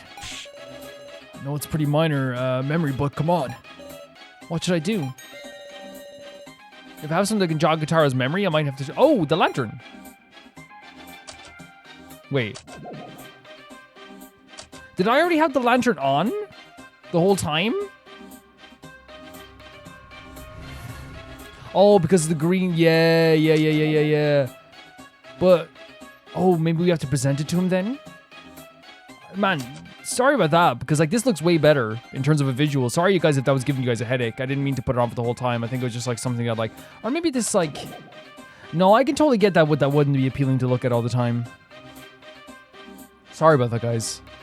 I think I just, you know, when I reloaded the game, I didn't think of anything, because that looks way... the colors are way better and stuff, but... Yeah, okay. So can we present the lantern then? Yeah, we can. To Kataro. There's a painting in the gallery that I was wondering about. What's up? You gonna use it to help me remember? Take a look at this. So guys, you know the way my capture card has been doing a no signal thing sometimes, but this time like it didn't do no signal thing. It actually just froze the screen completely. So what happened was, yeah, it's pretty obvious what it, like we're looking at here. Like it's, if you look at the way the picture is up here, and that's what it actually is. this one here. But yeah, that's all you missed. You didn't miss much. I clicked on it, but I saw the screen froze. I think I'm just gonna have to upgrade my capture card. I've had this capture card since 2020, like legitimately, and it's been so good for me and so good to me. But like, and it's tough upgrading because like, I'm even looking at it like it's like my baby. You know what I mean? It's been with me through like so like it's the Live Gamer Portable 2 Plus. But I was thinking of just like maybe getting an Elgato or something. I don't know. We'll see. Because the thing is, if it's freezing the screen and it's doing no signal all the time and all this stuff in between on specific things, then it's one of those situations where I do believe that like it's not just it's not isolated to like it's we'll see how it goes. But yeah, it's this one over here. Should I have answered the statement? Yeah. And the reason why, like, people might be like, oh, you're just going to change it for, like, one freeze or a no signal. And here's the issue with that. And again, from the perspective of maybe, I think you guys will get it because you guys watch Let's Plays and stuff and streams.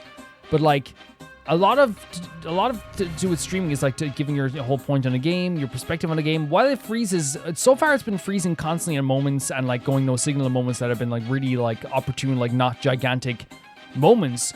But, like, there is a chance at some point that, like, I am, like, you know, reacting and watching and talking about a big, gigantic, monstrous, evil, terrifying moment, you know what I mean? Where, like, somebody dies or someone gets in, you know, in a bit of trouble or any big moment happens. Because, again, that's one of the things, is, like, part of doing, like, Let's Plays is also you guys want to see my perspective on things, right? And that's not me even being, like, you know, like, oh, you want to see my perspective. It's, like, it's the truth. Like, you watch a Let's Play because you want to see a person's, like, perspective and also, like, see how they react to a certain situation, how their feelings are, what their natural emotions are to a certain scene.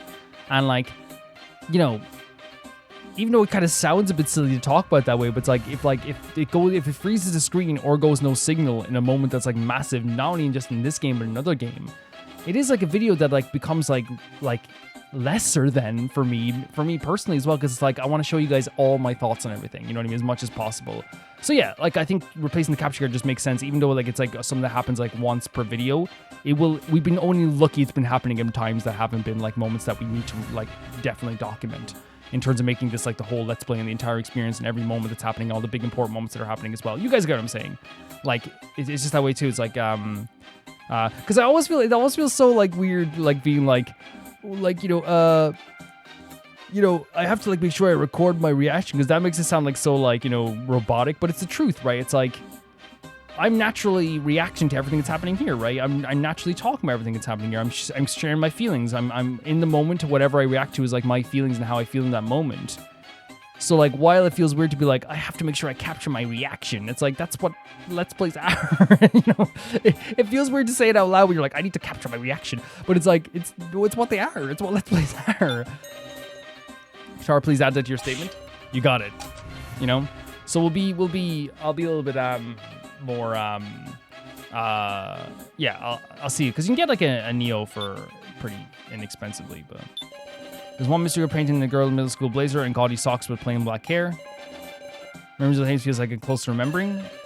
Wait, we already did remember though. Is this more of a versus situation? Because now she talks about gaudy socks as well. Just put on a middle school blazer, gaudy socks, and dye your hair pink. Yeah, she talks about gaudy socks as well. Yeah, as always, use a keyword. 100% use a keyword. This one's a mystery. Painting the girl in middle school blazer and gaudy socks with plain black hair. Yeah, just use keyword. Sorry, Connor, that we can get around to you. I adore you. Take a rest. Yeah. Whole guitar. Ain't those almost Hinako's features? Hey, calm down now. Similar as they might be, her most distinctive pink hair is different, but it wasn't shown in the actual victim video. That's the problem.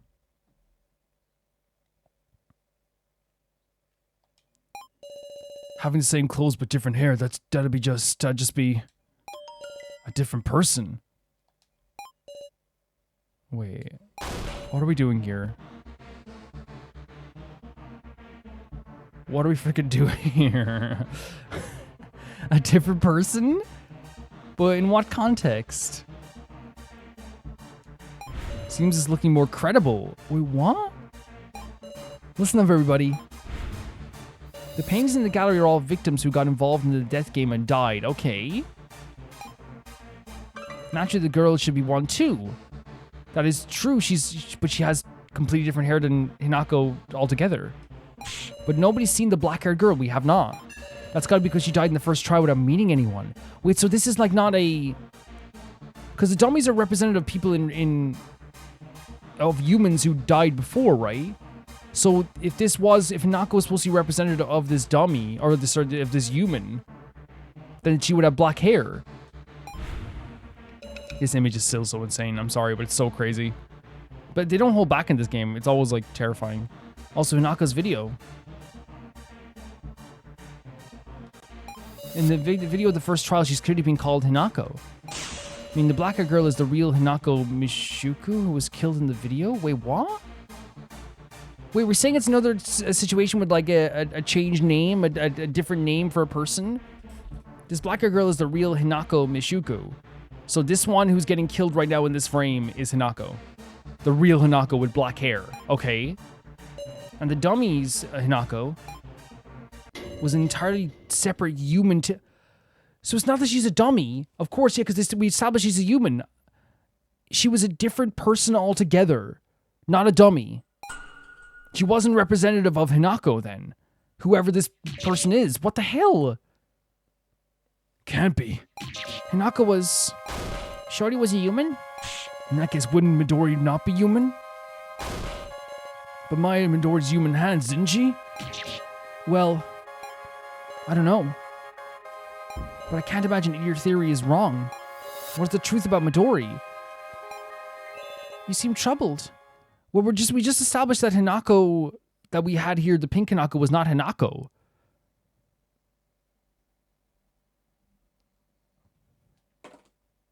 How does it even... Like, what? I'll make water bottle my own to your theory. Sure, I guess. What? The dummies are explained to you at the start. They were picked from those who had no connection without any survivors. Okay. Meaning, I picked the real Hinako. Wait, what? Supposing there was another one, even I'd stick to the rules. Which is to say the dummies would have included a black-haired Hinako. Wait, what? A black-haired Hinako in the dummies. Yeah, well, did anyone meet a black-haired Hinako even just one time? Wait. Is he saying that there should have been a black-haired dummy if they're representative of, like, that Hinako? But then, like, I'm kind of confused on the other aspect. No, we didn't. But then it looks like your reasoning's gone wrong again. No, I'm kind of confused. I'm getting a bit confused. I'm kind of... My brain is melting a bit. Since we didn't interact with a... I don't know. I'm kind of confused. No way. Does no one have any ideas? I'm a little bit confused. Does anyone remember even talking? Because is he saying that because we didn't actually interact with an actual dummy Hinako, that means our theory about this other Hinako dying is wrong? Because they would have chosen a dummy for the Hinako to appear.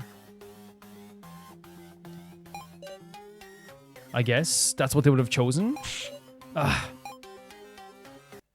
Wait. Reiko? Reiko? Connection to Hinako. There's something I've been wondering about. Oh, it's only Reiko, so let's talk to Reiko. There's something I've been wondering about. I can't ignore it anymore. Siri, you remember when we first met Alice? Alice? Oh my god, blast from the past. I miss Alice so much. We were asking him questions, and he gave an answer like this. A speaker said something about a trial, but it was foolish. I committed myself to hiding. Say, Sarah, you don't happen to have some sort of item that comes to mind. Wait, what? An item that comes to mind of... from this quote, a speaker that said something about a trial, but it was foolish. I committed myself to hiding. You don't have to have some sort of item that comes to mind. About the speaker? About who the speaker was? Oh no, they're not talking about like a... Okay. I thought they were talking about like a speaker as in like a person, like a public speaker. But like I know it's not people are gonna be like, Calvin, that's silly, but I meant like someone speaking to him, you know? Do we have something? The voice recorder. To do with a first trial. Alice said a speaker said something about the trial, but it was foolish. I committed myself to hiding. So yeah, we'll use the voice recorder on this. Love this frame. Right, you're talking about this, right? Yeah. That's a voice recorder with a recording of a pair of first trial on it. Listen to it again. I press the switch on the speaker. This is the first trial. You have 5 minutes. If you cannot escape in time, you lose your life. You're not alone. Your fate is tied to something you cannot see. However, if you refuse this connection and are willing to betray them, you can leave safely. Follow the voice in your heart.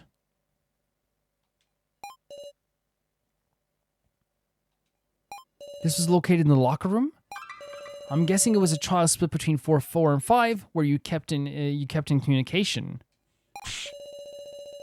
He didn't have any ill will. I'm sure Alice just left the room entirely naturally. So because Alice went into hiding in the room, in the locker, whoever was in the trial before that died? But his partner died. Alice won the trial by betraying them, but he didn't intentionally do it. He just left because he was obviously, like, you know, trying to hide. He killed her. His part of the real Hinako. So that's where the other Hinako went, but then... Why wouldn't they create a dummy version of that Hinako then? This is why the real Hinako wasn't included with the dummies. The two formed... Oh, because they knew each other technically. Because they had a relationship. A perpetrator and a victim technically is what this would be. Stripey. Alice, why do you give it any thought? No, Wolf, I'm sure it wasn't his fault, meow. It's the kidnapper's fault for making us do this. That's totally right, Gin. Gin is 100% correct. It is not the fault of us. It is the fault of the kidnappers, 110%. Always. Always. Gin is so correct, and I've always said that since the start. Since the start. This is terrible. We really are just thoroughly being played with like toys. But thanks to this, we solved the mystery of Hinako. Without question, the dummy's Hinako was human. So we know that our version of Hinako with the pink hair was a human. The Hinako but would that mean the Hinako before was also a human? But it's just because they didn't make a dummy out of them because they didn't have a connection? Or they had a connection, I should say. Then what were these hands attached to? What were these hands attached to, Mai? Sorry, what is hands attached to Mai? I guess I have to admit it. As a reward, I'll tell you, like you worked out, I gave Mai my living hands.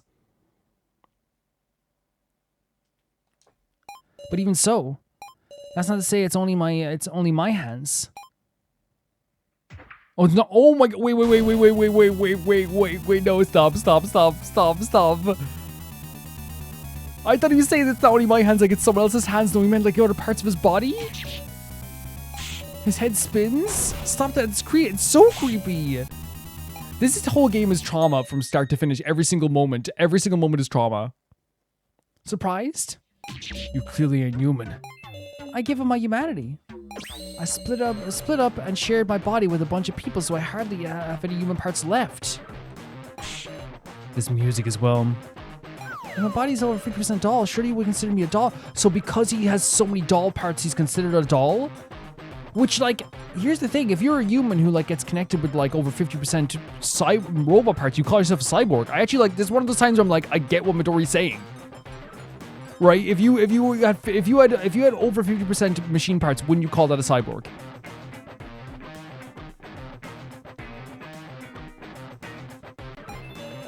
In this way, the body can also be a majority vote. Oh, he loves that majority vote.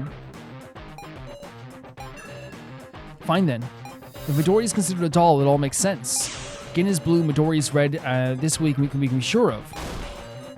Now we can tell them apart. So we know that Midori's a doll, so we know we cannot choose Gin, but the problem is, now we know for sure that other people can die, so Anzu's still in trouble. Hayasaka is still in trouble. Did we put Mai in a coffin? Well, actually, no, Anzu's not in trouble. Anzu's not in trouble because we know where Anzu isn't. We know Anzu's in the broken one. We know Anzu is in the broken one for sure, right? So it's Hayasaka... Is Mai and Maple in one? Again, sorry guys, I'm forgetting because it was a few days ago. That's my bad. Well, do your worst. If you think of that alone will mean victory. You seem tired of of discussion. Shall we have the challenging team use their hint? So we have to hit a hint again, the third hint. So can I look at something here for a second here, right? We know this was Hinako, which by the way, she's just gone now. We know that this is a dummy, which could be now, this could be still Midori, right? We have this one left. So we still have 5, right? We still have, well, no, we have we don't have 5, we have 4 now. It's still 1 and 4, right? It's gone back to being 1 and 4, because we still have, no, it's not 1 and 4, sorry. There's 2 that have been destroyed. 6 has been destroyed, that means there's, let's count from 3. So 1, 2, 3. So there's 3. So we have a 1 in 3 chance. So either 8 or 3 is Gin. Or 8 or 3 is Midori.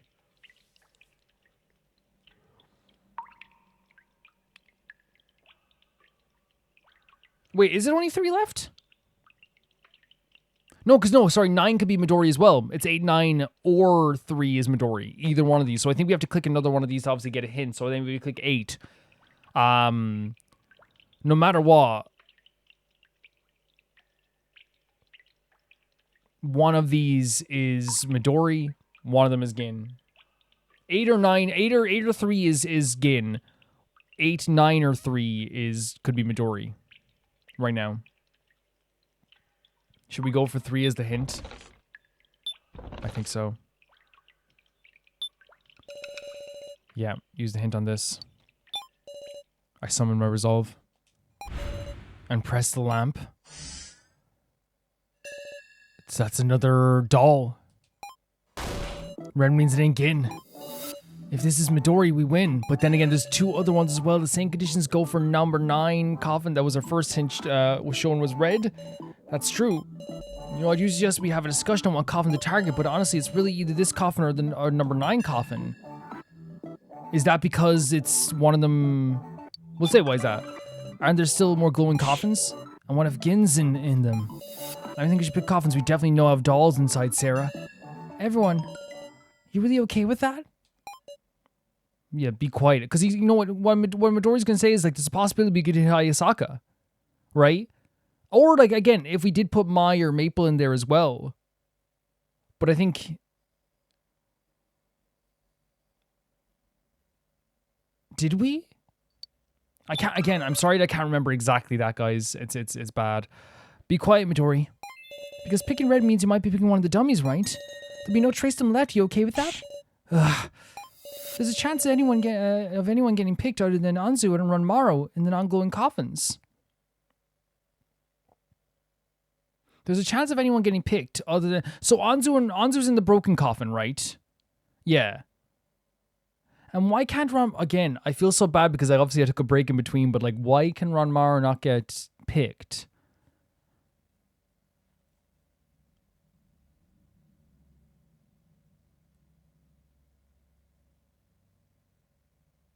There's a chance of anyone getting picked other than Anzu and Ranmaru. Oh, because we know his coffin isn't glowing. Yep. Sorry, I remember that. Yeah, I remember that. You should have picked an ally, Miss Sarah. Midori, what's with this confidence? Our reasoning should be right. We should be backing him into a corner. So why isn't he scared? Why doesn't he fear death? Does Midori truly feel fear?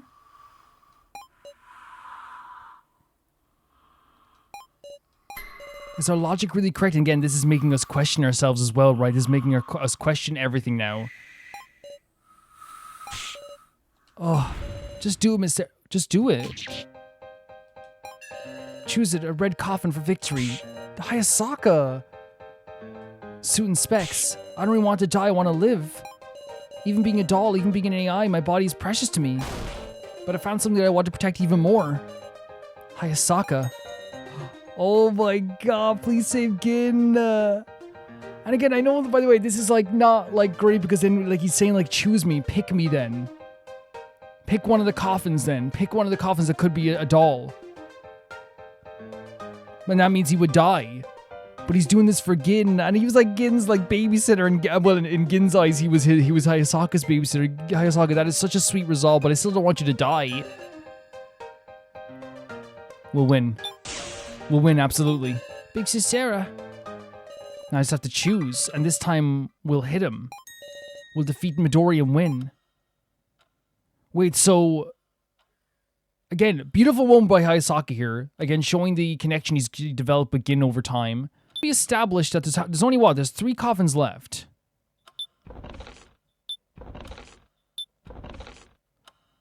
Because that's gone. There's only 3 glowing coffins left. There's 8, 9, 1... Sorry, 8, 9, and 3.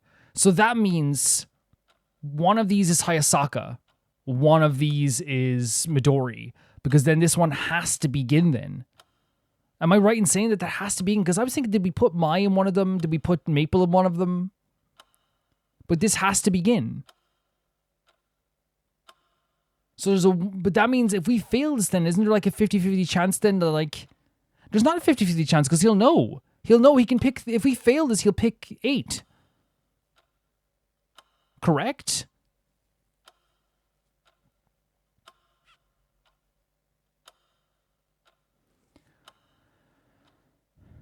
Right?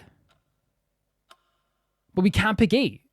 Like, we just can't. There's nothing we can do. We can pick one of the other numbers, but again, that goes against our whole idea, like, you know? We have to...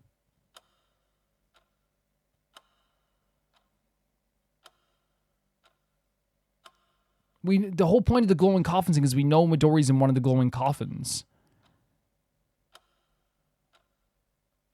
Then, how many coffins are left beyond that then? There's... Anzu's number 2. Then there's 4, 5, 7. So there's 3 potential coffins left. So would that be the idea of maybe if, again, it's like... who would be left over then at that point? Who's in the coffins? Ranmaru, Mai, and Maple?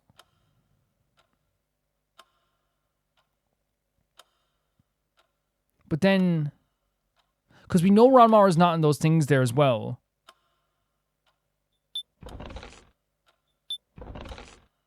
Did we put Maple into the coffin?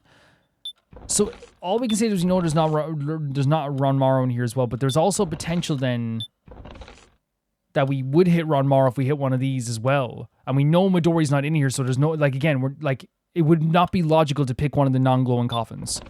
Because then we're just potentially, we know Midori's in one of these, we have to pick one of these. That's the whole point of this. It's not just a matter of like, yes, we're trying to save people, but also trying to like hit Midori. So we just picked the number 3 coffin. It's so difficult because again, that's the thing. It's like it's terrifying. It's upsetting. But we have to choose a coffin.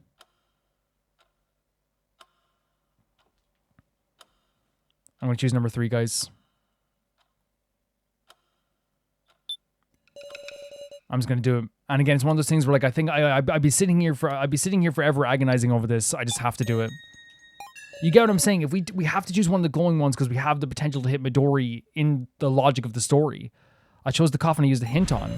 I trust my gut. I'll defeat Midori and protect everyone. I selected the coffin. What is the right one?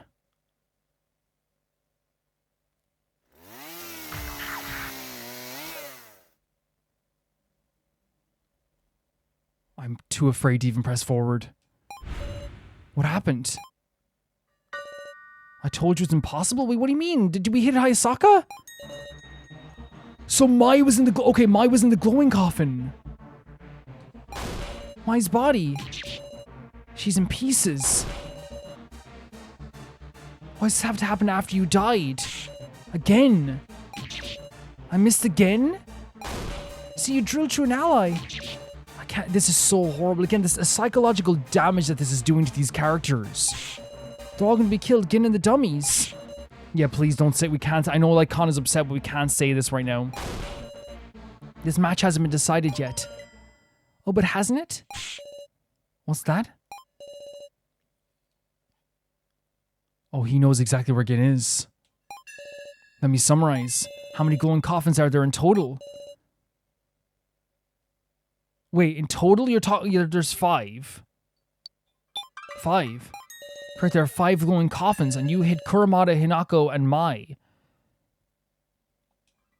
Furthermore, use the hint on the number 9 coffin, so he's saying that that's his coffin. Does that mean Hayasaka's in a completely different coffin altogether then? There's only 1 coffin left, isn't there? And that's Gin. How does... There's no strength left in my legs. How are we going to do this? Does that...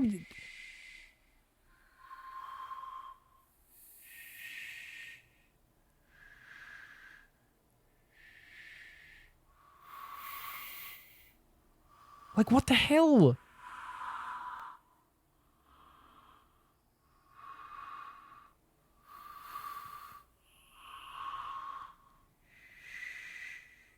Like, what do we do here? Midori's explanation is correct. I was thinking about only, like, is it, we're gonna have to reload. Only about if we hit him, not about what would happen if he missed. He'd be able to just, like, Gin with, that's the thing, we have to reload. Meaning he'll definitely be killed. The choice we just made was our final choice. Have I lost? That's right. Come on, stand up, Miss Sarah. You still have a roll, don't you? A roll? To finish this out. What the hell? Use a hint in my stead and let me know where Gin is. Wait, so he wants to use him. I'll let you say your goodbye. This is so freaking dark. Wait, like, again, as I said, like, I'm gonna reload. I'm gonna reload. If, again, unless there's some, like, divine intervention where, like, someone comes in and saves us or something. You know what I mean? Like, it's a situation where, like, we were able to, like, break out of here. You know what I mean? Like, we're reloading. Goodbyes? Is this our... Don't... Please! I mean, I know what you say, because, again, like, he knows where Gin is, but... That can't be. I see, so you feel too bad to show him your face. Alright, Meister, I'll just have you to do it. Wait.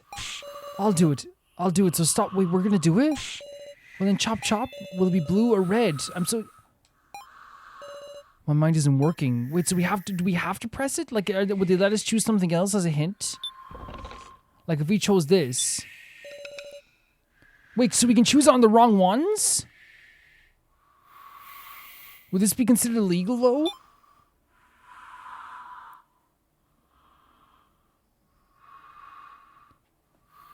Like, if I choose to use a hint on...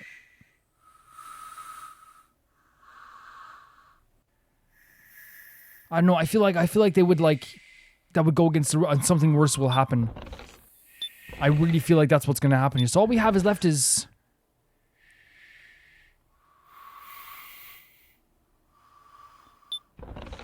8, right? That's all we have left.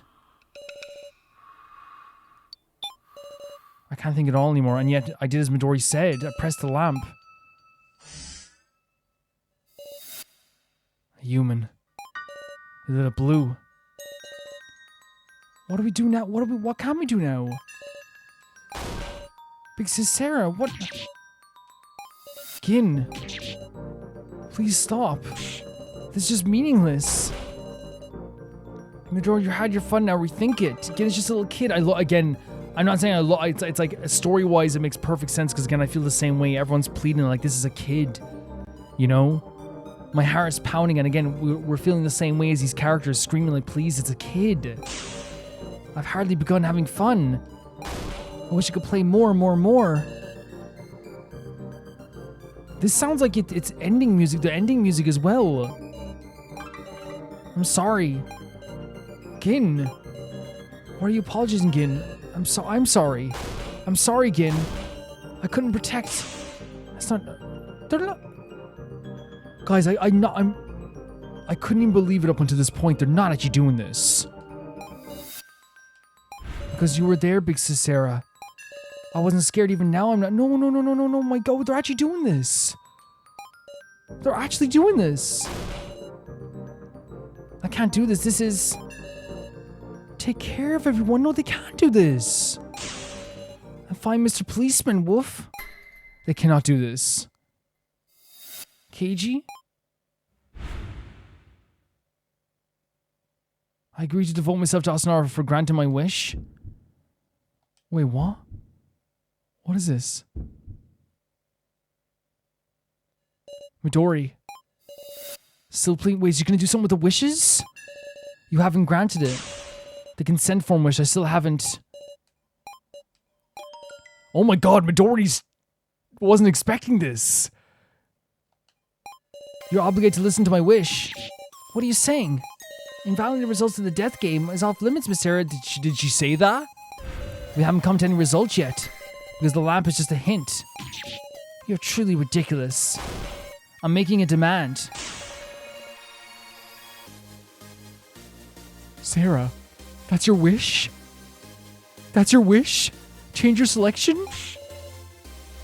This isn't like you. It's much too lame, mere hair splitting.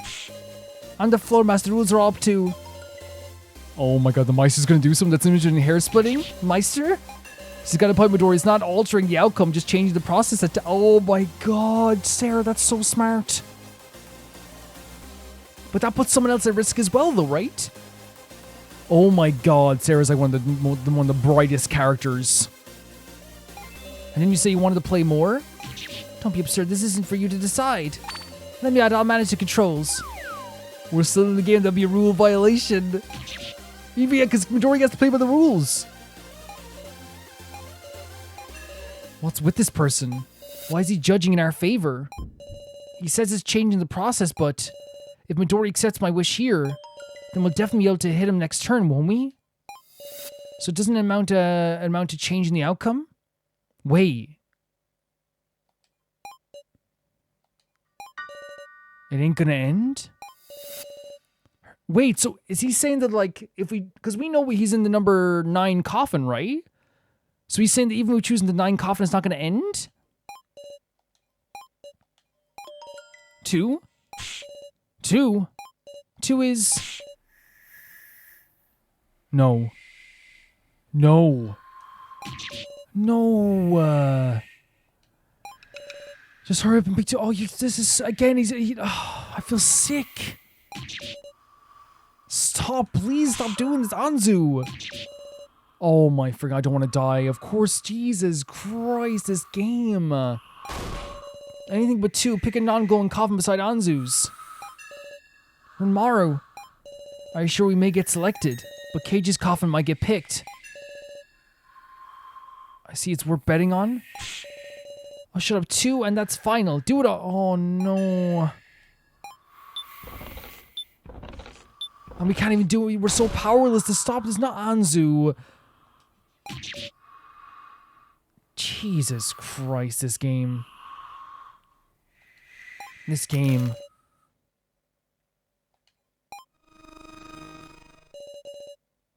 Now then, who's going to be in this coffin?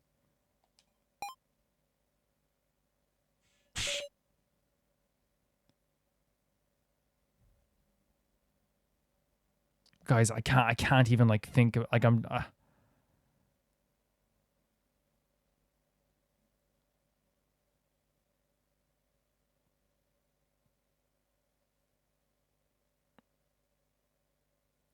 I'm not even I wasn't even looking at the screen there for a moment there as well. Oh my freaking god, again. I don't want to die, I don't want to die. Jesus Christ.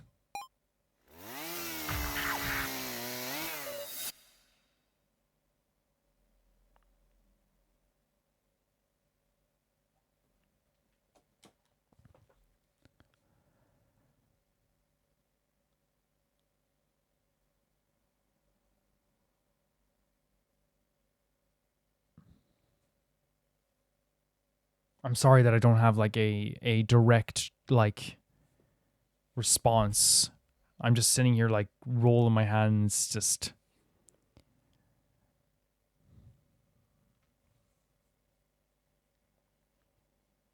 I have the worst chills all over as well, guys. It's just so brutal. It's so freaking brutal. It's so sad and so brutal. I'm sorry. And here's the thing: we saved Gin, but Anzu freaking died. Anzu. I just feel lost and just like Like, you know, it's not even numbness. It's more just like, because I feel like chills all over my body, but it's more like chill. It's not chills like, you know, when you get like a big exciting moment or like a scary moment. It's like a moment of just like, Jesus, like it's... And Gin has to live with this idea as well, you know? No, it's not because of you. It's not. It's not. Too bad you hit Anzu. How's it feel, Miss Sarah? See, this is what he's trying to do here. He did his intention because he knew for a fact he knew where Anzu was. And killing Anzu in that moment there meant that he could go back to Sarah and say this. Because of your wish, this time Anzu's an unrecognizable mess. He's able to say this to us now again, and he loves this idea. I'm sorry, Anzu. Sorry? Am I looking for forgiveness? I've just drawn a clear line. Oh my freaking god.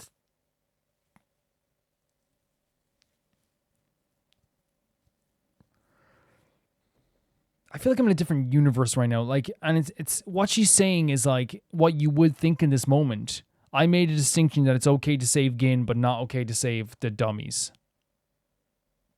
And while that's not what she meant by it and not her intention, right? It's totally normal that a human would start thinking this way. I just made a distinction that it's okay, right? It's the same thing when you say like, I know it's not that sounds about like it's anything like when you make a distinction in real life as well of like one life is worth more than another, even if that's not your intention, right? You draw that line. And while again, that Sarah shouldn't think this way because her intention wasn't to kill Anzu, it was to save Gin, and that was all that was on her mind. But in her mind now, what she's thinking to herself is like that. I knew I had the potential to hurt other people. I discarded the doll so a human could live. I can't cover that up anymore. It doesn't matter how brutal it is, I'll do anything. Oh my god, you're going down. With the next choice, we'll deal the final blow. But the guy said it's not over, though. That's what makes me so worried. That's all we can do. We'll clear the dummies' regrets right here. We'll save Gin. Go to hell, but oh my god, Robar, go to hell, he says. Let's do it. I don't lose to this guy. Oh my god, this resolve. I needed this. Guys, I'm just saying this right now. I still feel sick. I still feel awful. All the people we've lost in this game so far. Kuramada. We've lost Mai, any potential to repair Mai. Anzu. Hinako. We've lost all these characters in this game so far. 4 characters in one game. And I'm not saying I'm fully charged, but like I needed that 10% boost of just this resolve of these characters. I needed to hear them together doing this. I do hope you can. Again, there's the sinister look again. We'll do it. Wait. Okay, I just got mega chills. Final discussion. Final gamble. There's only just one thing to wonder about. We're not the target remaining 9 coffin. What are you saying? Isn't it obvious that it's our choice? But the guy said it's not over if we choose number 9. And only 2 going coffins left with a hint on 1 at that. If Gin is in the blue coffin 8, don't we already have our answer? If you look at it plainly, Midori really just must be in the number 9 coffin. Don't you have to wonder about why Midori chose Anzu's coffin? If there's some smart way of using our hint? Listen, we can't accept a loss. We've got the dummies' regrets on our back, and this is so true as well. And Katara knows this more than anything. Again, him and Mai are basically like, you know, heading towards love. You know what I mean? Like, he knows this more than anyone. Shouldn't we think about whose side Meister's on? Gin is so smart as well. Gin is so smart for saying this. Because what we have here is a guy who literally told us that it's not over if we choose number 9. And that's what we have to deal with as well. Like, that's what stops me. Is he actually in number 9? Because as Sarah said, the logic is by letting us bypass that rule there, he actually let us like change the game. It does change the outcome if he's in number 9 completely. The outcome of the game changes completely under the assumption that we picked that. What we have left is 9, 8. We're assuming Gin is in this one. We're assuming Midori's in this one. That's the assumption, right? And then there's 7, 9, 8, 7, 5, 4. 9, 8, 7, 5, 4. And 1 is 1 gone? 9, 8, 7, 5, 4. I think 1 is gone as well. So 9, 8, Wait, what's wrong with me? 9, 8, 7, 5, 4. So 1, 2, 3, 4, 5. There's 5 left. Man, that's so awful what happened to all these characters. Let's start extracting, I guess. That's all we can do. Shouldn't we think about whose side Meister's on now? I think we should trust him. He's just acting impartial, but really he's the seaweed head side. Woof. And Shorty too. I don't want to suspect it, but maybe she was in with the... Oh, you're saying Hinako?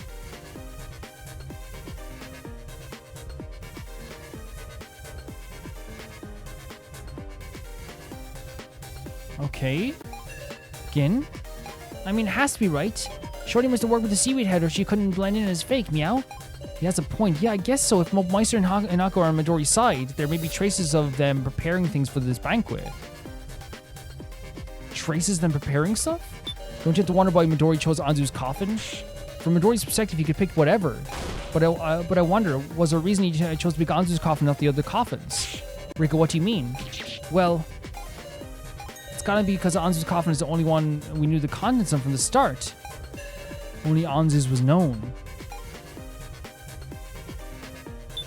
Listen, we can't accept a loss. We got real dummies on our backs. The dummies were created to kill us, but that don't matter none. Kurumada, Hinako, Mai, Anzu, they were all our allies in the end. We're gonna show them the weight of that. Kitaro. Wait, so we have a potential versus because he's saying Hinako was our ally. Gin is saying that potentially she was against us. We have a potential versus already. If we look at it plainly, Midori must really be in the number 9 coffin. By all means, we should have an answer. But something doesn't seem strange. If Midori planned ahead to this extent, we stand no chance. Just how deeply did he consider it? Kana, calm down. Has our opponent made any kind of mistake, like a careless statement, for instance? Careless statement? So, by the way, I still think it's absolutely incredible that, like, at this point, Kana is still, can still have the potential to be this nervous, even though she became, like, a leader in the group. Again, as we always say, the book never closes. The chapters just begin anew for these characters, you know? They never are fully realized, I feel like, until the end of a story, right? The characters keep growing, and it doesn't mean that their shock that they feel now in this moment is going to go away just because they've become stronger. It's a natural reaction. Gin is in the number 8 coffin, which means Midori's in the number 9 coffin. That must be correct. It feels, if not, it feels like I'm going to lose it. Man, everyone is losing it as well. There's some smart way of using our hint. I know it's a waste of a precious hint, but something smells fishy. We got to use the hint somewhere. So I'm going to try a versus between Kitaro and Gin right now. I'm going to try it.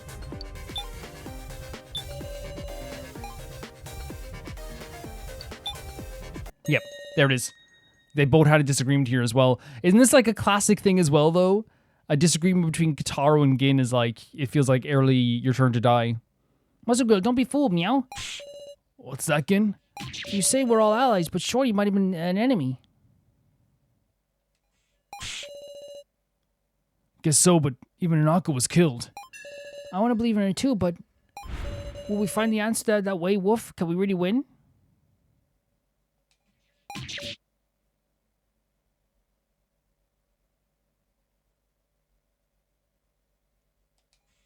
Sorry, let me think this over. It seems Kitaro reworked. Okay, so he kind of thought, again, I love, again, is like become like such a like little leader as well, right? So it's so interesting that like from the start of the game, Kana and Gin have become like very much like, in my view, from the start, like very level-headed leaders. And I know it's like saying with Calvin, they're kids, but like I feel like we should still acknowledge their growth and acknowledge how like much they've like grown as well. Because that's a healthy thing to do, even when like kids be like, hey, like, you know, you're still babies. You know, you're still always going to be babies. But like, oh my god, like how far you've come. You know, of course. Of course. So Kitaro's new statement is, Hinako might have been her enemy, but if that's the case, why did Hinako get killed? I just ain't sure what Hinako was trying to say in her last moments. I'm pathetic not being able to remember. The lantern? Again, I'm going to take this off just because visually it's probably better to look at than this, guys. Sorry about that again. What was she trying to say in her last moment? So, wait, are we saying Hinako could have been working with them? Is that a actual possibility? I just thought we were going to work things out, like, of, like, what her true, like what happened with her, like, her true reason for being here or true reason why they put her here. But like if it's true intentions, then that's completely different, right? Now let me remember again, huh? Let's look into the lantern. Huh? I'm starting to remember now. Let's think about any statements that seem curious like before. Wait, what?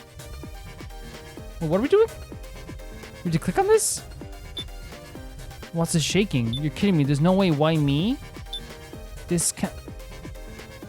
Okay. So we have to choose... You're kidding. There's no way. Why me? What's this shaking?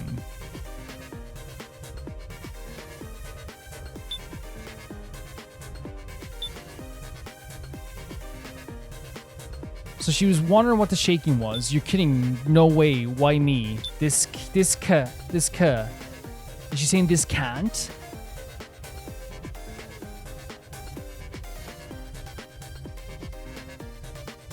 But if we're looking for any statement that seems weird here, this is a whole new mechanic, by the way.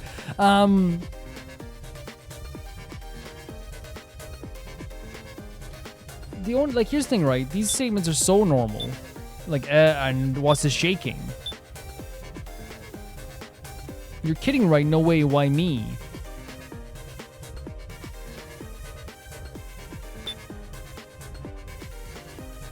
Is it also her facial expressions? Because she's shocked here, but then she seems kind of more resolved here with this can't. Because to me, like, as I was saying, like, I don't think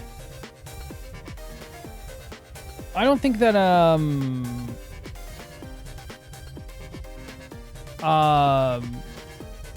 this is a totally uncommon statement, but maybe we're taking it from the idea of, like, that she looks like she's more, like, calm about the situation, maybe? Because here it's like, this seems like a totally normal reaction to me, right? And this is too, but it's the fact that she closes her eyes and kind of, like, accepts it in a way? Maybe? Hinako started saying this before she died. Maybe she was going to say this can't be happening. I was thinking that, but that seems normal as well. I'm only going on the eyes, I guess. Sure? You got it. So, what's added to his statement is Nako saying this before she died. Maybe she's gonna say this can't be happening. Is there anything we can...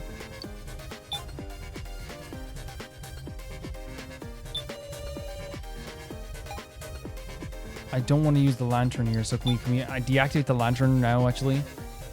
So I'm guessing then we have to, like, either... Because we can't... there's nothing we can present to this.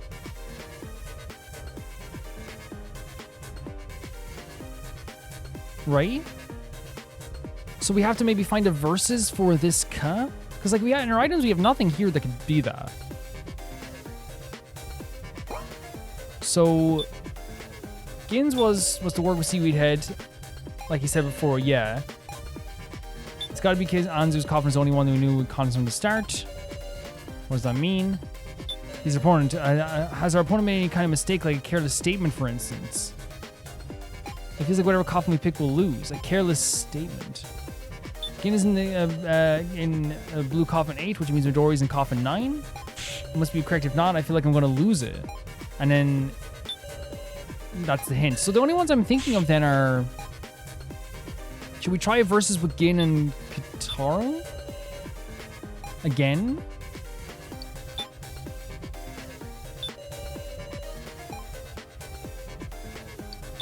No, okay, that's not it. So Kana's was a careless statement, and then Reiko... Sorry, I don't think it's the bottom. Then Reiko's was about... It's got to be because Anzu's coffin was the only one we knew the contents from the start. So I'm thinking it's these two, because that technically is, like, I guess a statement if we're saying that Hinako's an enemy. Because, like, with this is like it's got to be Anzu's coffin, the only one we knew the contents from the start, which does have to relate to obviously Hinako, but it has nothing to do with, like, what she said. So should we try the... Yeah, because it is kind of, I guess you could say it's a careless statement, I guess. Because to me it just sounds very natural, but I'm going with it. Yeah, I'm just going to go with it. What did you say? So it is this statement. It sounds really normal to me. Am I weird? I think they're gonna explain it, but I said this. This might sound strange, but maybe Hinako didn't mean to say this can't be happening, but rather this coffin. What? That's a bit. Okay, let's hear out. I was gonna say I never want to do it to Kana. Be like, it's a bit of a stretch. You know what I mean? Because yeah, again, we've like put our trust in Kana many times, and she's like led us down the right path. So, coffins. Hinako was.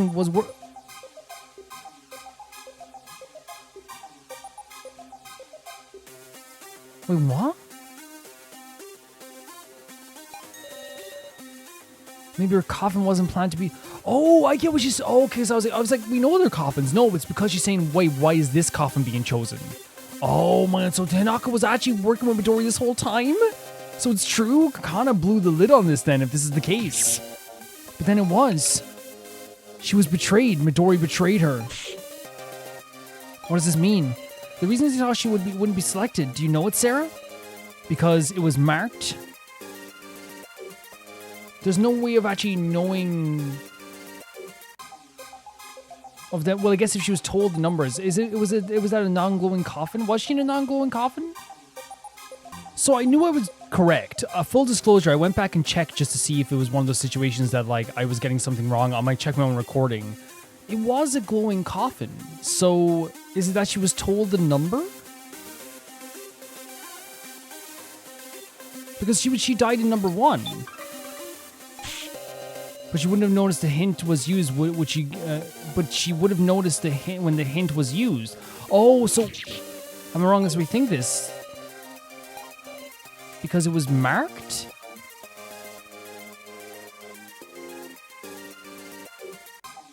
Because it was number 1 was one of the glowing coffins, right? So it was marked. So with something special and Midori could see. Midori's in a coffin, how could he? Oh yeah, you're right, that's correct. Yeah. So it's, wait, so I don't get the glowing, because it was a non-glowing coffin that would take her out of the selection from the start. But Hinako's, yeah, that's what I was saying, it was glowing, so I was like a bit confused, huh?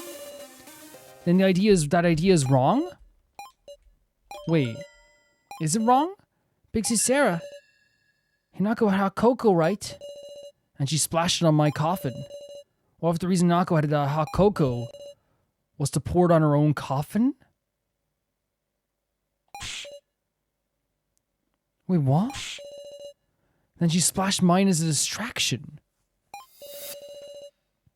Wait, how many cups of cocoa does she need? So that whole thing of him holding the cocoa was actually like a big deal in this then. You should have mentioned that earlier. Well, I don't think anyone would have known the stuff with the cocoa, right? And knowing that Hinako was against us either. I don't think you can blame Ranmaru for that. Tell me something. What is it? While this device is being set up, was it possible to trade coffins? Well, now I suppose you could. Oh my god. Say what? Unlock them when starting, yes? Until then, everyone could do as they wished. Then maybe the incident happened just before the banquet began. What are we actually saying here, though? Then that she marked Ranmaru's coffin and her own coffin, so we would know which one is the glowing coffin. Well, all the coffins are buried underground. Outrageous. At that time, Midori came out of his new coffin and. Midori's not in a glowing coffin, then. He's swapped coffins with Hinako. So he's not in a glowing coffin whatsoever. He's not in a glowing coffin to trade coffins with her. He's not in a glowing coffin. That's gotta be cheating. But why did Hinako make the trade? I'm sure she didn't necessarily know everything about how it worked.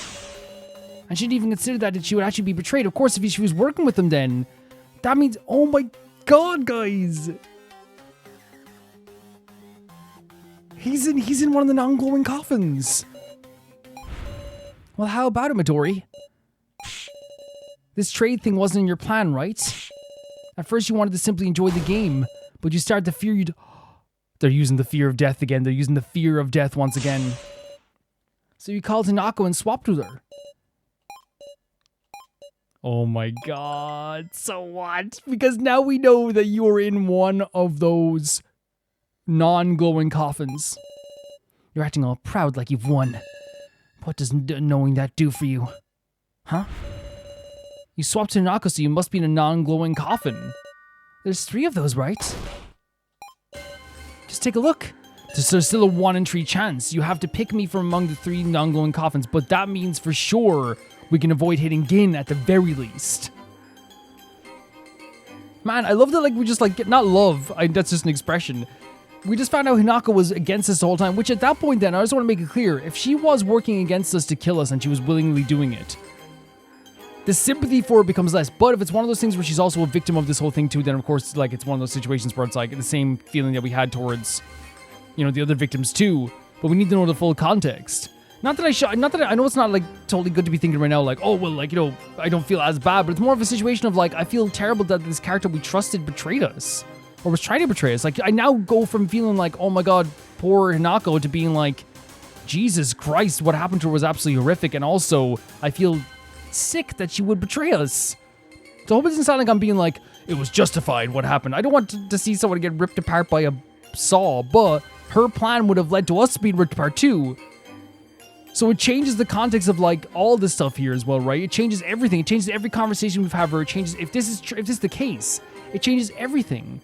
It changes her being so resistant to working together with us. It changes all the times that we had conversations where she actually was kind of motivating. They did a good job, though, because they kept her at a distance from us as well. They made sure that she was always at a distance where she wasn't, like, getting too attached to us. So we never got to a point where we were like, Hinako, like, oh my god, we love her to pieces in a way that's like, we trust her more than everybody. She was always, like, on the outskirts a little bit. I think the game did a good job of doing that. Because, again, in this moment, I feel like this would rock me to my core to the point that, like, I would not be able to move on. This character who, like, we felt sick over. When she died, we felt sick over. Now we know that at this point she was working with Midori trying to kill us. And you have no more clues.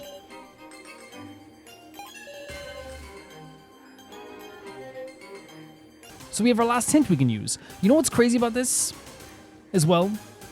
Now, like, the context changes on Hinako's whole story. Like, and it makes sense why they made her character be very, like, distant from us and very, like, on the outskirts. She never really truly faced things together with us. She was always kind of, like, a little bit, like, on the outside, trying to make sure she never, like, was truly part of the group in a full way. Even later on, when she eventually got her motivation and became, like, a character that was, like, fighting alongside us.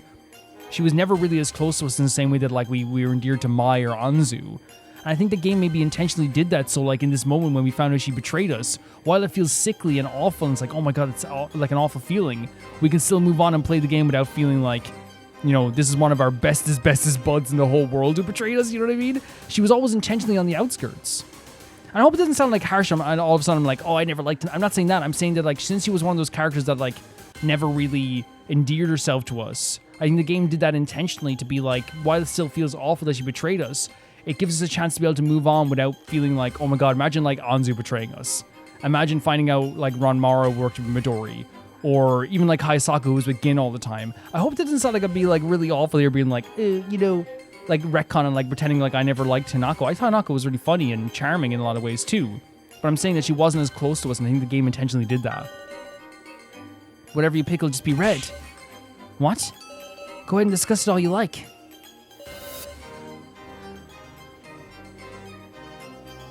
That's exactly what I intended to do. Progress. So he betrayed Hinako here. It's crazy how fast we have to process information in this whole mission here, right? Because again, that's the whole name of the game. The fact that, like, we have to process the fact that Hinako betrayed us and died, that Anzu died, that all these characters died. It really just shows how, like, absolutely demented this death game really is. And that they made us, you know, fall absolutely in love with characters like Mai and Kurumada and as I said, like, we did endear ourselves to Hinako, just not as much as I'm saying as the other characters. I hope it doesn't sound like I'm being, like, rude about it and awful about it. I hope that makes sense. she clearly was like, especially towards the end, we felt like he was like coming around to us and like and being more friendly with us and enjoying being around us. But obviously it's like one of those things where they did endear us to like these dummies. Guys, don't just be silent. Well, from what we worked out, Midori is in one of the 3 non-glowing coffins. Midori's in the coffin that Hinako was originally in, right? Keiji's coffin is also one of the on-glowing coffins, isn't it? I think we have to use our hint, meow. I guess we're gonna talk to everybody? So, yeah, I forgot about the Keiji's possibly one of these 2 then? Is that what Ranmaru said about locking away? But no, it could be an empty coffin, right? It could be an empty coffin. But then, no, there has to be someone in there. Remember, there was someone in there. Because remember, like, oh, Keiji's not here, and then the coffins went down below anyway, so there's a possibility that Keiji isn't there. I think we have to use our hint now, meow. Seaweed Head's a liar. It's not guaranteed it'll be red, meow. That's true, there's Keiji's coffin. Yeah. I don't want to think about it, but if Keiji really is in there after being executed, it'll show blue. Midori isn't considering that at all. Why is that? So he's like, oh yeah, there's no... It's going to be red. He's saying outright. Midori's in the coffin that Hinako was originally in, right? Ain't there something like it's a little cocoa colored? I've been observing the whole time and no. What should we do? Like there could be a potential stain is what she's saying. Well, from what we worked out, Midori is in one of the 3 non-glowing coffins. He's got to choose 1 of 3. But how can we tell them apart anymore? Keiji's coffin is also one of the on-glowing coffins, isn't it? We can be sure of that, can't we? But I think we've come this far not knowing whether Keiji is in there. Whoa! It's no use. I can't see any options other than using our hint. And if that's the only option going to come up red, like Midori says, it'll be 1 and 3. And since Gin's coffin is already known, if we miss, Gin's life really is forced. So this is the final time we can do this. There's no other time we can do this, because we can't divert him once again. You just have to try. Oh my god, this supportive little lad all the time. Gin, I'm ready, woof. I'll be okay whatever the result is. No, we're gonna make sure we save you. Look at this little baby. I want us to stand against this together.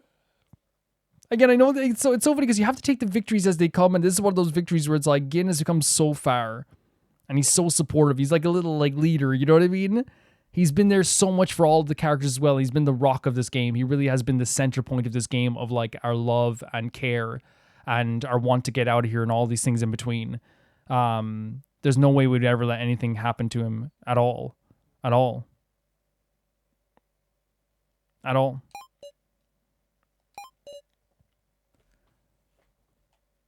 Let's stand firm. We'll stand against Midori. I'm prepared too. The final hint. I'll use the hint on a non-glowing coffin, which would be... So we have 7, 5, 4. That's the 3. 7, 5, and 4.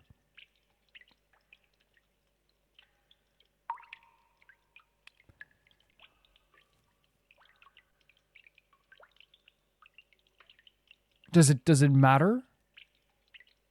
At this point, I'm not sure. Like, if it is, we'll probably find out of you guys if it's a game of chance or if like there's a predetermined or whatever. But I guess we use it on 5. I guess. I never had a lucky number. Right? I never had a lucky number.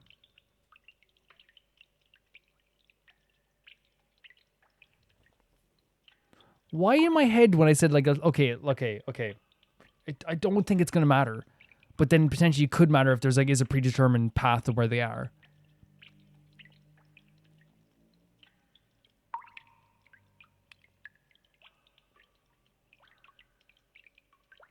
Why am I hesitating so much? I'm thinking of I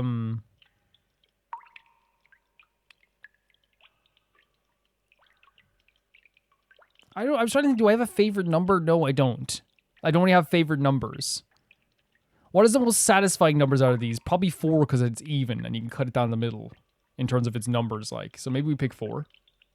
I know this is such a weird way of doing it, guys, but like it's soothing my brain to feel like I have like some sort of like choice in this. You know what I mean? it's like choosing my brain to feel like maybe there is like a potential choice in this. Let's just choose 4. This is the last hint. we don't learn something, there's nothing more we could do. Still, I summon my resolve and press the lamp. Keiji? A little blue, so that's Keiji? Keiji's in there? It really came up blue and Midori's shocked. Blue means human, which means it ain't Midori, right? Yes! Yes! It's Mr. Policeman's coffin. Oh my god, I knew it. Keiji was Wait, does that mean he was executed? Wait. Why does that mean he's executed? Keiji. Why does that mean he was executed? That's wrong. Keiji escaped. If he escaped, what does this blue mean?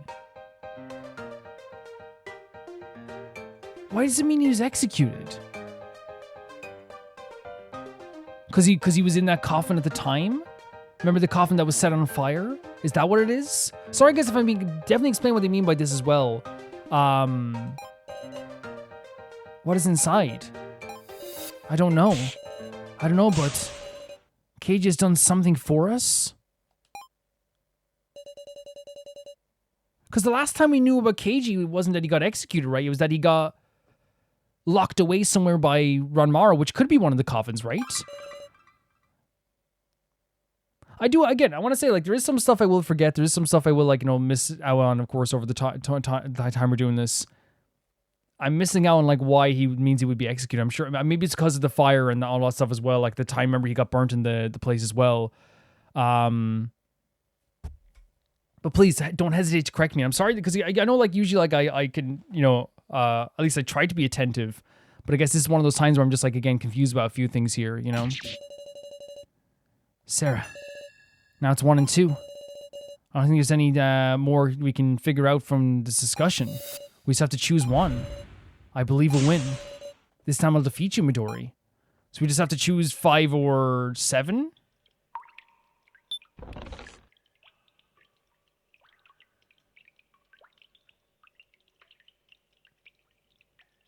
We were originally going to pick 5.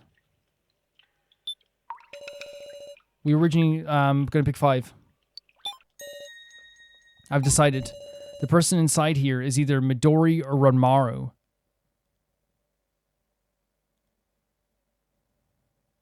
Oh yeah. If I miss Gin and Ranmaru, that's the thing. My hands tremble, even knowing I have no choice but to press it. Please give me courage. Good luck. Oh, good luck, Mr. Sarah. He's such an adorable lad. He really is. He's the sweetest. Do with Sarah and Ranmaru as well. Someone who's been so important to us as well in our journey through this game too. I'm sure you can win. Oh, the smile. I selected the coffin. Well, is this the right one? No.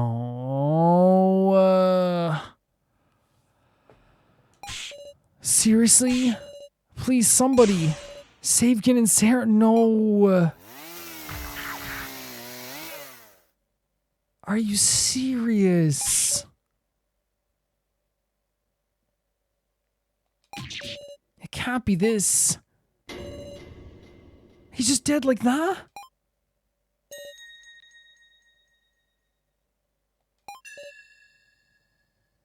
I mean, that's what happened to everyone else as well, but like obviously Ranmaru and Sarah's story was like way like deeper as well, Oh my god. It's all over, because now we can choose Gin as well. I couldn't protect Ranmaru. Or Gin. I'm sorry. I can't save anyone. No way. No way. You can't give up, Sarah? What's up? Did we hear... Is that in her head? It's just an illusion. Besides, even if you tell me not to give up, it's clear which coffin Gin is in. It ain't like you think, Sarah. Wait, the plan. The plan. The plan. Wait. Midori? Damn, what's going on? The number 4 coffin should show red, right? That's what he was confused with. Didn't Keiji escape? He must have put that in there instead. That in there? Is that what they remember the plan? They got the freaking mimic of Midori. Trick? Katara, what did you do? When did you decide that was Keiji's coffin? Then, are you saying it's Gin's coffin? No way. During the final coffin check, did you do something with Gin's coffin? That's inconceivable. How did that work? Then going to pick the one you believe in. What's going on? There's so much I don't understand. Yeah, 100%. Even still, Midori's. But yeah, this is the first time we've seen him be this like stressed. I'll give you the explanation later. It's the final trap me mind. Yeah, that's the freaking. But did they put the dummy in there then?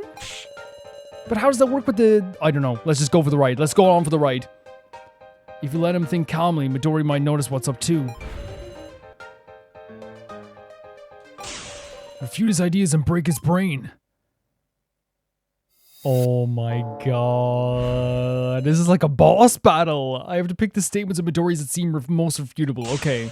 I'll make him unable to think this over properly. Why was that coffin blue? We know it was blue. There was no way Keiji's inside. Gin being inside is even more unthinkable. So these are his statements we have to refute. Gin being inside is even more unthinkable. No, we can't. We want him to think. I think we want him to think that Gin or Keiji could be inside. So we refute maybe the idea that Keiji's in there.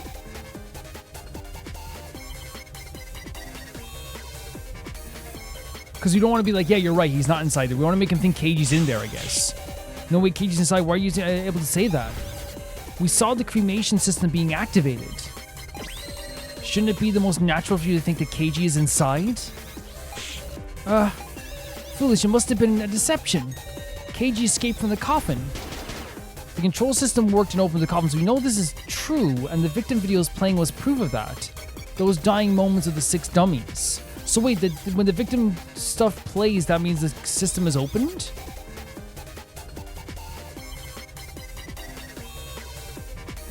Which one of these is like the... Because we know this is true, right? And the victim videos did play.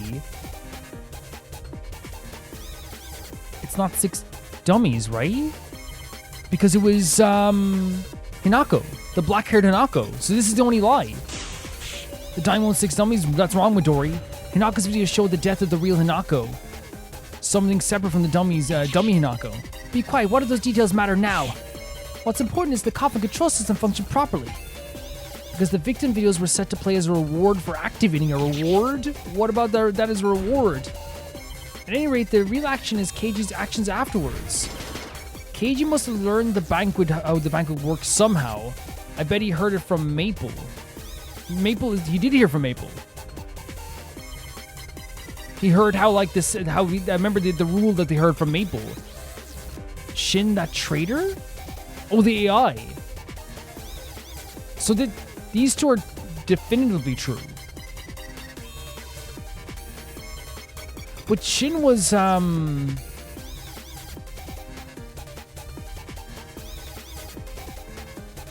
wasn't Shin on a different floor as well? Yeah, and like we know he didn't hear, we didn't see him interacting with the AI Shin at that point. The Shin AI was only in control. Yeah, it was on floor 5. There was no way Keiji could have talked to him while he was stuck on floor 4. Then he heard it from Maple. That settles it. Having learned that banquet, Keiji began his scheme to ensnare me. I'm sure he put something else inside the coffin. That's true. He could just use my doll in place of a corpse. I think that's true. The coffin identified his content. But wait, is this giving us the answer? Has every refutable answer been the last one? Because these are true as well, right? I think every wrong refutable answer has been like the last thing they've said. The contents identified with the type of collar. That's the first time hearing this. Right, because it's the first time telling you. After all, both humans and dolls will be reduced to cinders by the cremation system, right? So only things that can withstand the heat will remain in the coffin. Namely the collar. What?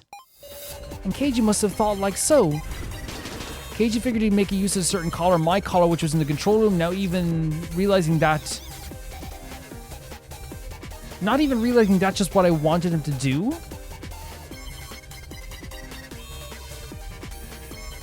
Is it still the last one? Because this one is in bright, bold red colors here. My collar, which was in the control room.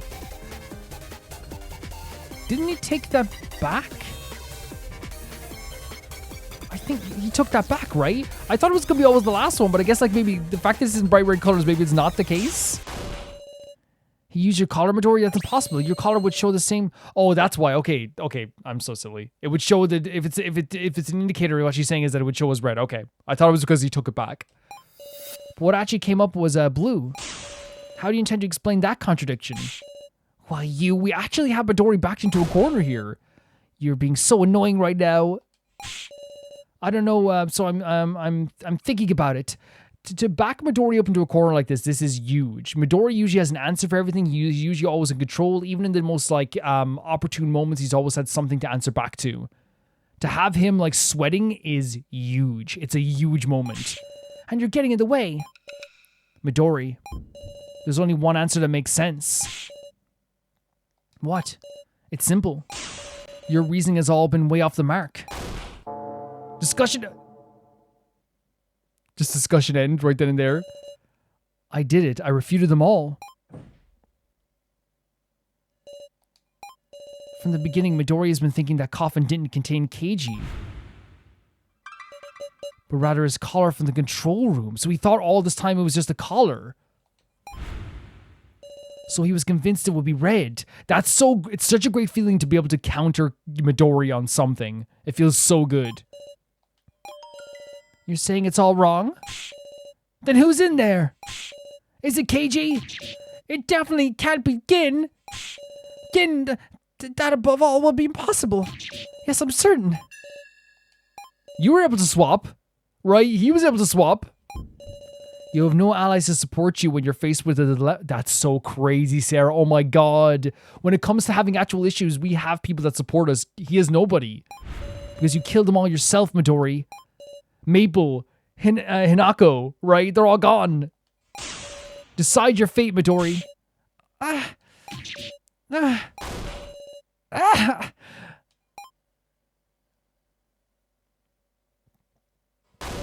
right, I'll choose. Meister, the coffin I'm picking is... this one? Meister selected the coffin. Oh my god. Now will it be the right one? Oh, don't... No. I know you're scared. And it's totally normal. Like, it's more than normal to be afraid of this. More than normal. What was that? What was it? What was it?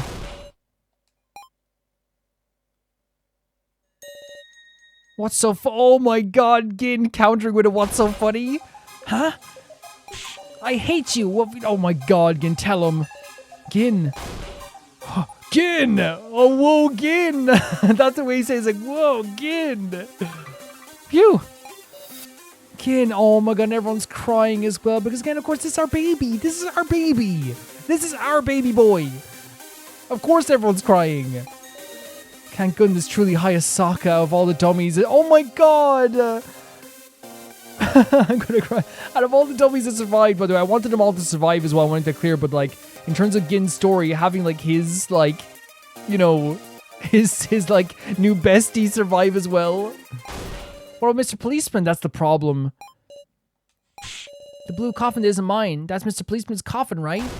Was he inside? Will the Meister tell us Keiji's in there?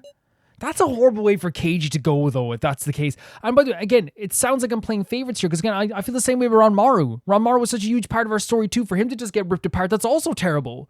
That's also a thing where I'm sitting here like I would love to have like a goodbye, you know? Keiji was also a massive part of our story. Gigantic. I see, if he didn't use Midori's collar, I can only imagine he's inside, but didn't he escape? Don't tell me. After he escaped, he went back in? While I passed out? Oh, did Ranmaru lock him in there? Remember Ranmaru said he was locking him up? Silent the whole time. So as to deceive Midori. No. I thought there could be some other explanation in this game, you know what I mean? You know what I mean? Some other explanation. Because again, this game always has so many twists and turns. I thought there'd be something like... Guys, I just like did like a swallow there as well. Where's he? He's walking? What? What? No freaking way. No freaking way. Who's in the coffin? What? Keiji. Wait, where were you then? Where'd the Ranmaru put you? Long time no see, everybody. Keiji. Hold on, why are you just here? You survived? Sorry, but that took some time getting here. Are you the real deal? Might be a ghost. Want to check? That's Keiji. That's Keiji. That's a Keiji thing to say. That's one of the most Keiji lines I've ever heard in my freaking life. That is Keiji. Yeah, exactly. That's a Keiji line. There's no doubt about it. Who else would joke like that? I'm real. His long sword basically Ranmaru locked me in the charging room. You should have told us sooner, so that's where you locked him up. Then what's happening with the coffin then? I worried you all. You did good too, Gin. He did amazing, Keiji. He did amazing. Game Break, you should have come sooner. I've been listening to things unfold over the transceiver, so he's been staying quiet this whole time as well. But me being here wouldn't have helped anything.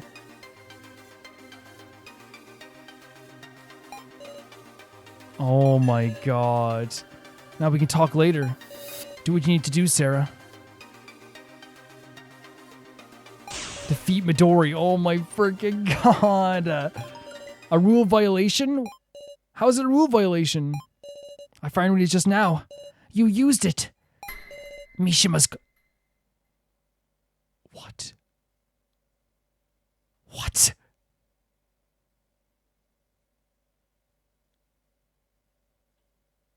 He used Mishima's collar? Yo, what? What? All this time when they had the missing head, did Keiji take it? What? His collar was still in the severed head. We still haven't found that collar. So you're the... No freaking way. This whole time he had the collar? And Keiji snatched the collar that early on. That was like, what, like chapter 1? That was like chapter 1. That's foul play. Using a missing collar from another floor isn't a valid part of the game. It's against the rules. Mishima's collar is a rule violation. Clear foul play. Oh my god, I have chills. I have chills. You damn... It's time to give up. No, Midori's... Wait, is it foul play? Mishima's collar is an illegal item that was never meant to be used. The dodge execution was that's unfair, but like, is that not strategy? Would putting the dummy in there not have been like, because I guess it's a dummy, but rule breakers, no. The rule breaker put the collar in the coffin. That'd be but like, can you not like reward ingenuity? Can you not reward something that's like amazing that they were able to do here? Like something absolutely like, you know?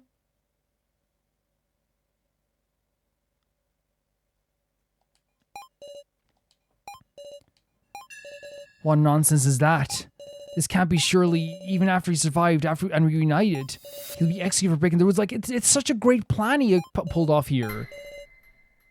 We remain undaunted? He was like, yeah, I'm probably gonna be killed, but like, at least we'll find Midori. Keiji, no! How disappointing, even though there's a way you could be saved. I'm not interested in a finished game, you see. Once I win, I cease to care about who played dirty. Don't listen to him, Sarah. I promise you if I win, I won't expose your transgression. I won't punish you. Choose Gin, Sarah. Excuse me? Don't listen to the word he says. I'm saying if you pick Gin, I'll let Keiji go, Sarah. Midori. Apologies, buddy. But not really apologies. This is going to be a really hard thing to say, because I don't want anyone to die, but it's the way things go here. Didn't know what this choice was. And this is my first time hearing of this choice. Oh.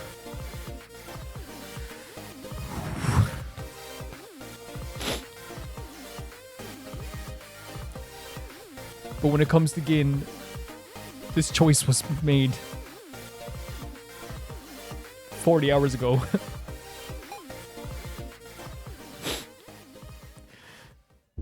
This is the last choice.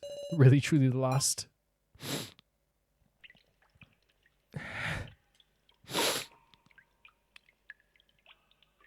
So are we saying he's number 5? Or number 7? No, he's not. He's number 7. Yeah, it's number 7, I think, is the last one. I hope you guys get what I'm saying here. This isn't a situation where, like...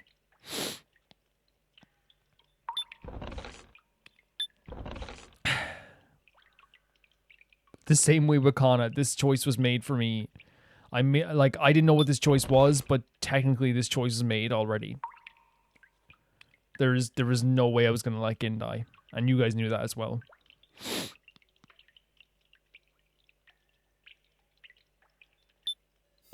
We've come to an answer. Midori's in 7. Gin is in 8.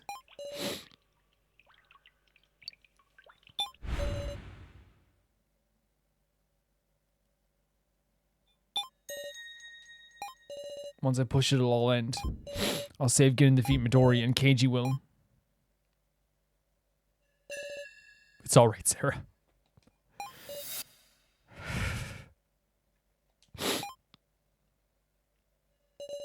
My hands tremble. But when my last of my strength,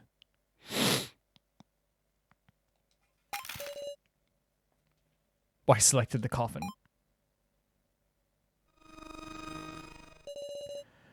Oh my, will it be the right one? Oh, Jesus, dude. Is this really the end of Midori? Don't screw me, Sarah. I gave you a compromise, and yet, and again, he's so warped in his mind that he genuinely thought that was a choice. I knew I should have called it quits. To think death would be so terrifying. He's terrified. He's scared. He's scared.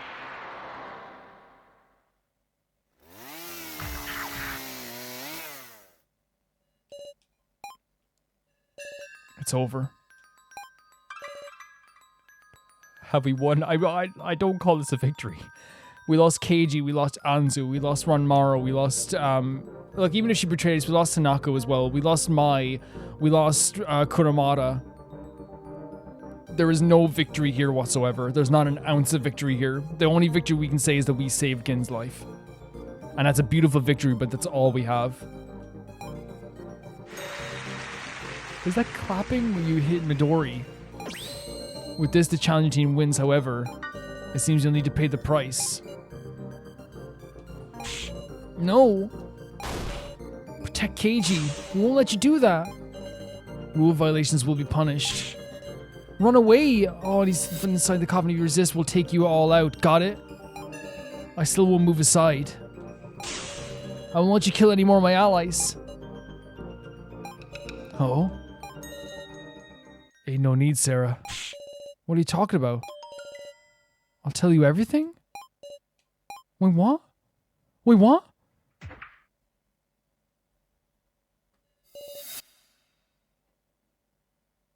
What the hell? What? What the hell? Kotaro? You're a dummy? This is what I really am. What do you mean? I don't get what's going on at all. I ain't the real Kotaro. I'm a doll Saflin prepared? A doll? Keiji, look bewildered yourself. Honestly, yeah. Because I just did what I expected I'd do. I put Midori's collar in the coffin. Right. After we put the collar in, we split up to act separately. Did you say put Midori's collar in there? Keiji went to the floor 5 and we went to the cemetery. Why did you go back there? The truth is, I was at my limit. Oh, Mai killed Kitaro. And she didn't intend to, and Mai killed Kitaro. That's so heartbreaking. You can't, Kitaro. Get up. We're going to meet Sarah and the others, right? If you stay here, won't you get burnt to death? I'm sorry. Seems it's too late for me. This was like the true love story of the entire game. Is that what Safalin told you? I don't want this is because of me. Don't think of it that way, please. Kitaro would never want you. And again, Mai's gone, but like Kitaro would never want her to think of it this way ever. Ever. Don't cry. There's no time. What you need to do is... I can't do it alone. Without you, Kitaro. You won't be alone. I got a doll. Safalin will help you. Oh yeah, the dolls. There's so many dolls. If you just get the ID card in the AIC room, oh, that's why she got the ID card. Then what about yours? What about you? Are you planning to die here without anyone even knowing? Wait, does that mean he was in the freaking coffin? No, it wasn't the collar, it was him. I'll be the ultimate camouflage. That's ridiculous, please. Now get going, Mai. So he was in the coffin. It can't be. Then inside the coffin 4 was the real Kitaro. Oh my god. He also he saved Keiji's life because Keiji didn't do any transgressions. He couldn't follow through with the plan. It's impossible to punish him over that. No. This is so heartbreaking.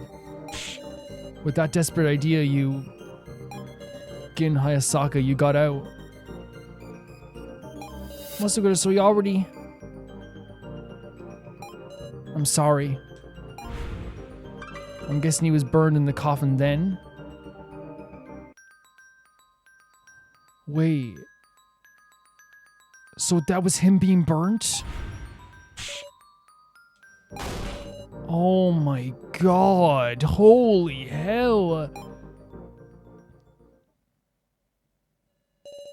Why? We're gonna get home together. Aw, Gin.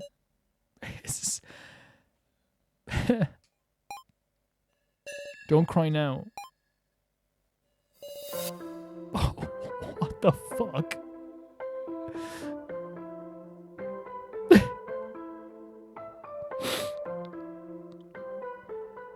This music is gorgeous.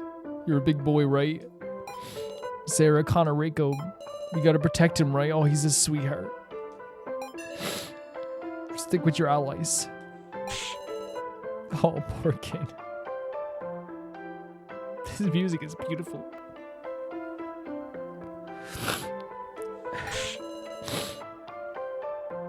Oh, and that's what Gin's thinking about. He was all alone and we couldn't even talk. I couldn't tell him anything. No, he knew. I may just be a copy, but even now I feel like I'd be willing to die for you.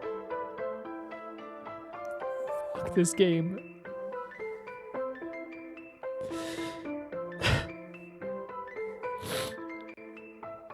Fuck this game. What are you saying? You can't. My good fortune was my heart being weak. To tell the truth, I wavered lots of times. Even thought of abandoning everybody. He was so scared. He was so scared. Even so, I couldn't. It wasn't kindness or anything. It just yielded. That part of me that wanted to survive, even if it meant killing someone else. So I'm happy that I could come to your aid. Puzzle Gorilla. What song, Mr. Kitaro?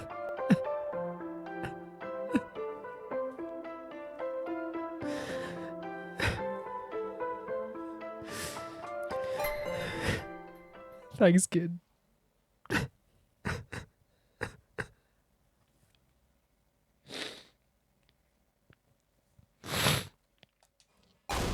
Mr. Kitaro. Mr. Kitaro.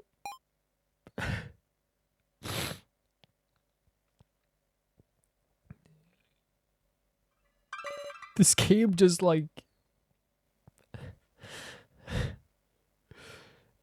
If this is the apparent end, this chapter, right? I'm kind of happy in a way, not because I don't want to play more, because I don't think I can play more right now. I don't think I can. All the dolls of... Wait, even Hayasaka? Even Hayasaka? Next be your final game. The winner will be decided. No, it won't. We'll escape. We won't do as you expect us to. I look forward to that. Gin. Ibushi. Wa. Keiji Shinogi. Kana Kizuichi. Riko Yubusami. And Sarah Jinui. There's only freaking 5 left. So Hayasaka's just gone? Does he not get a goodbye? Give some careful thought to the ways you might outwit each other. How about go F yourself? How about that? How about go die? Would that be good? Would that be good for you? Oh no, Hayasaka's still alive! Suit and specs, again. Like you have learned strength to strength from your all. There's nothing more to fear, all I have is regrets. Live long, Gain, and the rest of you too. I'm sure you can. I promise that we'll bring you back. Just wait. This was Gin's buddy, man. This was Gin's buddy.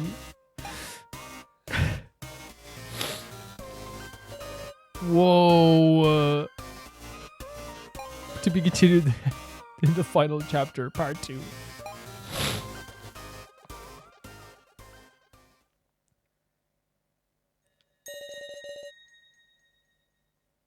Wait, was that him the whole time in the freaking...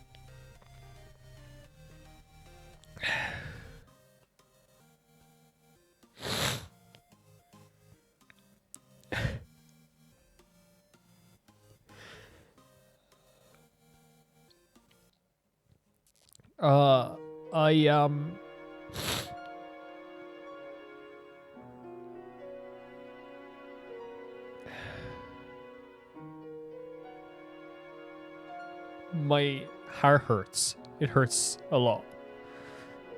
But I also want to say that this is legitimately just one of the most emotionally devastating games I've ever played in my life.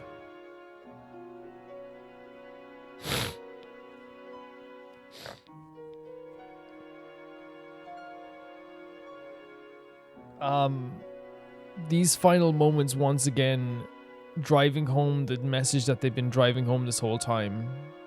Nobody is safe. You don't get to always have the nice goodbye. And it's like one thing is for certain, every single game, you will lose so much. And this time around, we lost so much. We lost to Anzu, an absolute sweetheart, who genuinely I grew to be so in love with. Ronmaru, who I desperately wanted to save. I wanted him to be okay. He was not in the right space whatsoever. I wanted so badly for it to be okay. So badly. So badly. Hinako. We don't know the full extent of what she did, but she was working with Midori, so obviously it's harder to have sympathy, but again, we lost someone. What do you want to say? We lost them already when they betrayed us, but we lost them.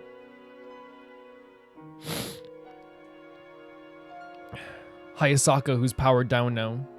who is someone who has grown to understand the folly of his past and try to grow into the future as well, for the sake of someone like Gin as well.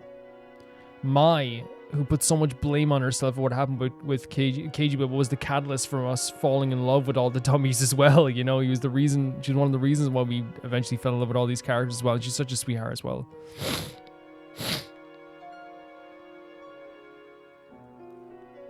And in this game as well, we lost Kotaro as well, who I never saw coming that he would die from the stab wound. Never. But it makes sense, guys. It's the stab. When you think about it, it's a stab wound in the back. You could say, oh, he's a muscly guy. That, like, it hit an organ. It hit something. He was fading.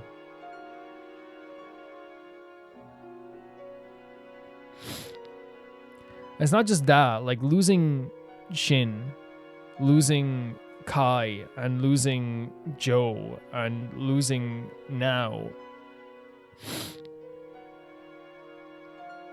Kurumada as well. Sorry, if I forget a name, it's not intentionally, like Mishima Exile. I'm not intentionally being like, oh, I'm forgetting, like Kurumada, who again is another character who, like, again, grew so freaking much and, like, showed his true colors and how much he's actually just a really lovely person. Losses are a constant here for this game. I feel sick. Once again, we have with Your Turn to Die, a feeling at the end of this that, like, our victory is hollow. That our win means very little in the grand scheme of things overall, but the way we have to look at this and the way that Kotaro would want us to look at this, the way that Alden wants us to look at this, I believe anyway, we saved Gin. And now the final five is Keiji, Reiko, Kana, Gin, and Sarah.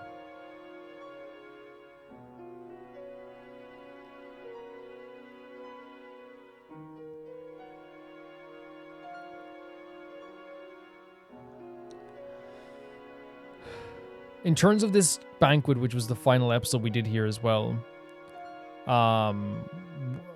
we probably won't do a full thing or a full talk about the entire game, because I feel like we're going to be doing that at the end of the last chapter, right, when it releases. That's what the whole is going to, that's what's going to be. But we can talk about this banquet, like, for sure, right?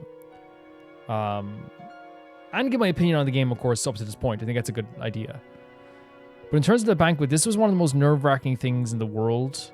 If I can get my criticisms out of the way of this chapter, so we can then talk about the good stuff, because I do have some critiques. I think they brushed past the Joe thing very fast with Ranmaru pretending to be Joe, unless they do it in an alternate path. If that's the case, please let me know.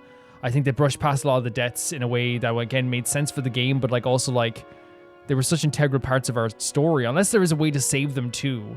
And it's not just, like, you know, predetermined or whatever. Maybe it is not randomized. You guys let me know that as well, because Ranmaru and Sarah's story was one of the best things about this game, and I can't imagine that there isn't a way that we can have, like, a moment with Ranmaru somehow. Maybe we can save him. Because it's starting to look like maybe, like, there is, like, some predetermined paths here as well. And maybe there's some maybe that's randomized. I'm not sure.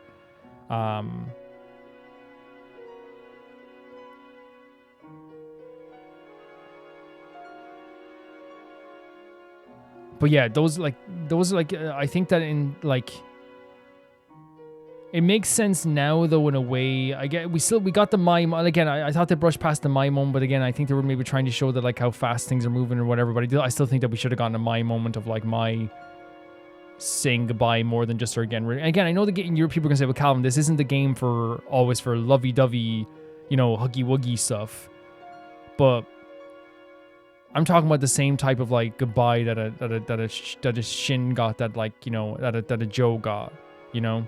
Because people say, well, Now didn't get a good goodbye. Factually, it's true. Mishima didn't get a good goodbye. Factually true.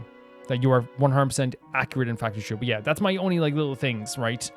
I thought the dummies maybe, like, again, I don't think it's a critique to say the dummies died too fast, because I think that's what they were going for. I think they were trying to show that this game is so dangerous that they're just going to die like that, like click of a finger. So I think that's what the whole intention was, that there, you know? So I'm not going to use that as a critique. But yeah, other than that, I think that like the banquet's one of the most tense situations I've ever gotten to be in. It is brutal. It is nerve-wracking. It is scary. It is sickening. It's insulting when you're talking about Midori. It feels so like icky in that way as well. And seeing these people and these dummies getting picked off one by one is one of the most like awful feelings that you can have, knowing that they're playing a game with us, that this is a game to all of them, but these are characters that we grew to absolutely adore and love.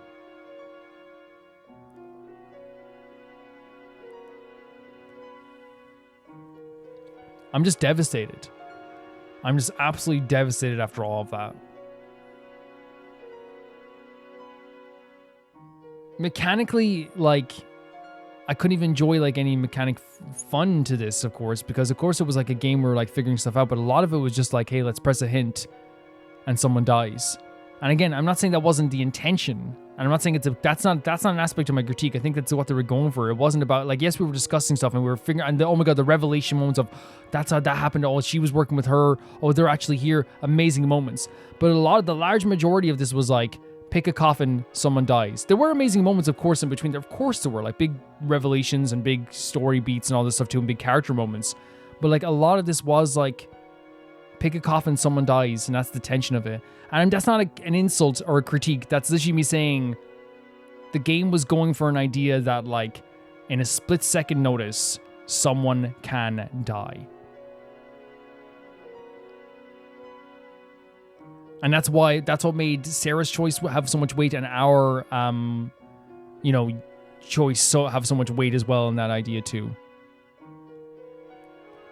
The game giving us a story where at any second someone could die is 110% their intention of making us carry a weight with all of our choices, and their intention of making Sarah have that weight in her choices as well. And also, it felt like a chase. And this was a really, like, again, I hate to say this was good, but like in terms of game design, it was really good. It felt like Midori was constantly on Gin's heels, like a shark. And I think, again, that was intentional. They were trying to make it feel like at all times Gin was like so close to dying, and then Midori was like always very close to getting him.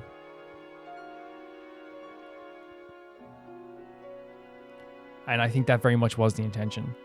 So it was an amazingly tense-filled minigame with some amazing moments, but like, by God, like I think we're going to be doing another route at some point.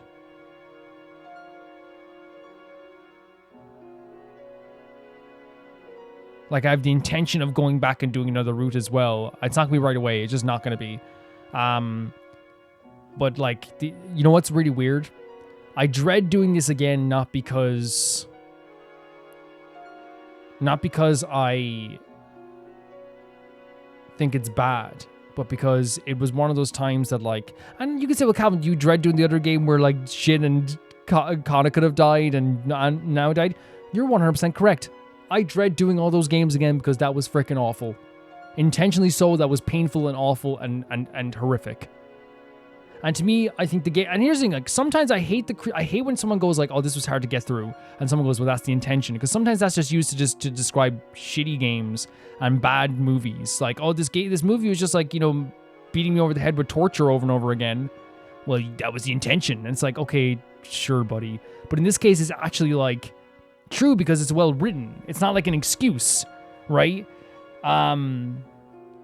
The intention is to make you feel uncomfortable, to make you feel bad, to make you feel like the walls are closing around you, to make you feel like you're losing people. That's the intention of this game. But because this game isn't just constant like beating you over the head with death and death and death, there's beautiful moments. There's moments where people like come together, and there's moments where people like reconcile and show their true emotions and cry together. There's really beautiful moments too. It really is like one of those things where like, that's why I think that this game works so well. Because as I said, there's so many things where I watch a movie and it's cruelty for cruelty's sake, and I just go, this sucks. This is awful. I hate this. I don't like this whatsoever. And someone will say, that's the whole point. And I'm like, okay, then the point sucks. The point is garbage. Then I'm watching this movie like to give me nothing but pain. And it's like, okay, fine. There you go. Have fun with your pain movie. That's fine. For me, personally, the pain is more meaningful when the beauty happens before it. The fact that Gin and Sarah had their moments together where they were crying in each other's arms. Remember when he saved Sarah at that time. The fact that Katara and Mai had their beautiful heartfelt goodbye, even though Katara was dying in that moment. The fact that Gin gave us the Joe AI to give us a passing goodbye. The fact that at some points we got like hugs from like the likes of Reiko and Now and of course I said that Gin as well. Comedic moments from Alice, like eating breakfast at the tables, or like all these like really beautiful moments strung in between. That's why these moments are way heavier. That's why the darker moments are heavier. Because when Katara died, and I found out Katara died, it's the beautiful moments, and I'm not talking about just happy moments, the beautiful moments. It's all those moments with Katara. It's every time we saw him being supportive, and even the times he was scared too, because as you said, he was scared throughout this entire game. He was scared all the time, and that's understandable. And in the last moments here, he accepted his death in one of the most bravest ways you could ever do so.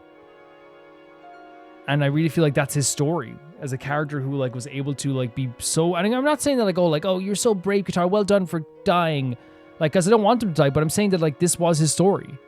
His story was in the end, he looked back on all the times that he wavered, all the times that he was scared. And how full circle is it that the first trial, the first game was Katara talking down to Gin because he was scared. And now, in the last one, it's the AI version, but it is Katara as well. And Gin showing the beautiful relationship that they developed together. Where he died for Gin. Even if he didn't know he was dying for Gin at the time, he technically died for Gin. It's a beautiful, beautiful journey there as well.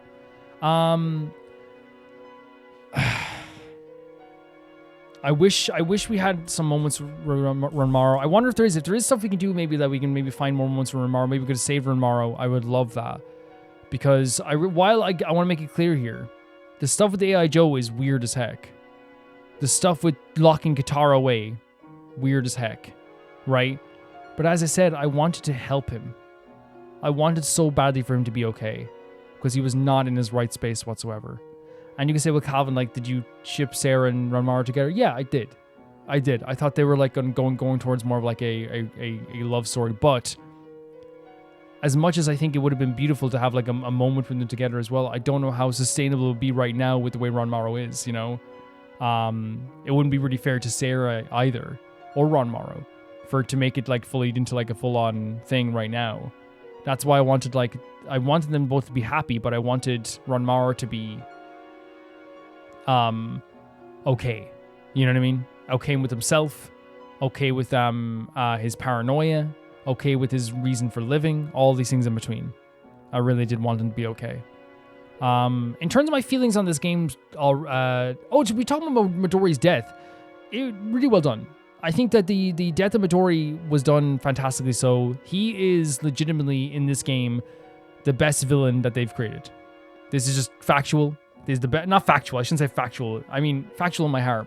Because Ranger's fantastic, Miley's fantastic as a villain, right?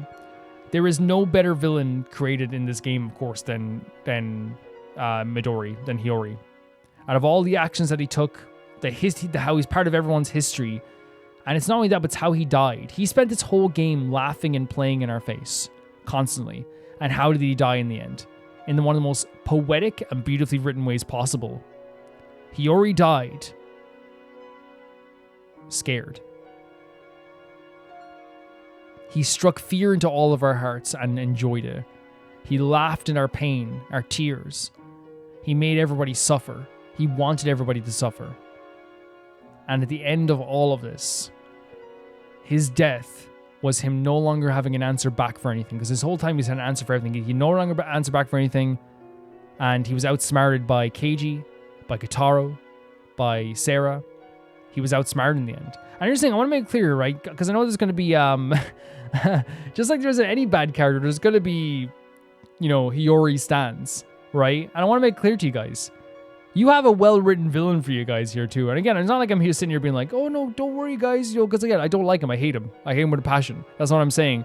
But I always like to acknowledge like people who like villains, because it's like, because I think that some people think that like liking a villain makes you like obviously it depends on the villain, of course. If there's a villain in a movie that does like so many like horrific things that you're like, okay, you like this guy?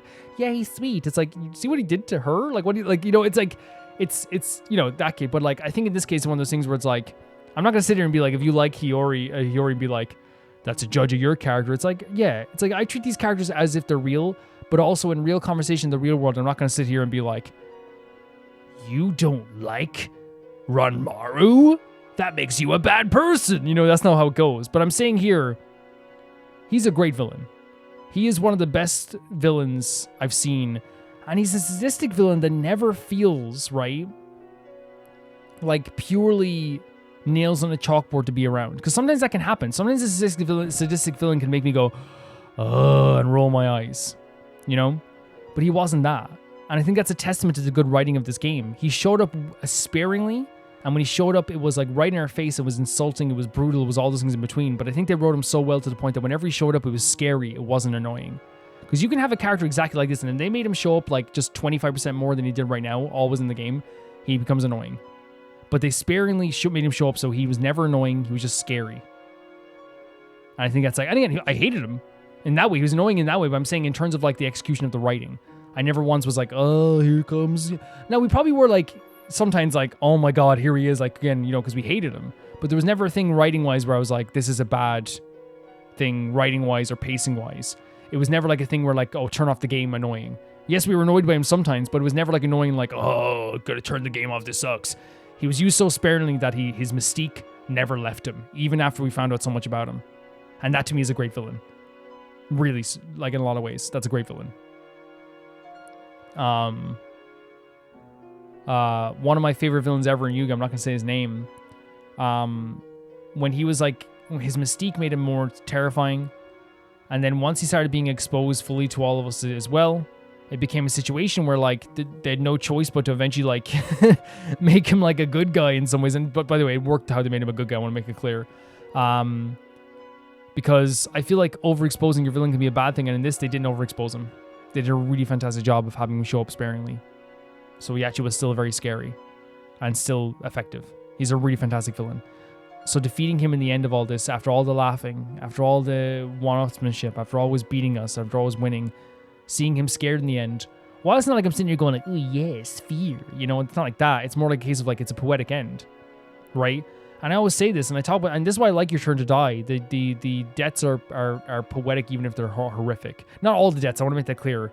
Joe's was, and Kai's was, and does that make sense? I hope it doesn't make it sound like I'm saying like, oh, it's so beautiful. It wasn't like a beautiful thing, but like Shin's was, Keiji's was, Nao's wasn't, right? Just make it clear here, like, and Joe's, and oh, I should make it clear as well, Joe's death wasn't poetic, his death was brutal, and all the deaths were brutal. I want to make that perfectly clear that all the deaths were brutal, but I'm saying like, the magic behind them and the passion behind those people was beautiful, I should say, not the deaths, because obviously Joe died in a horrific way too.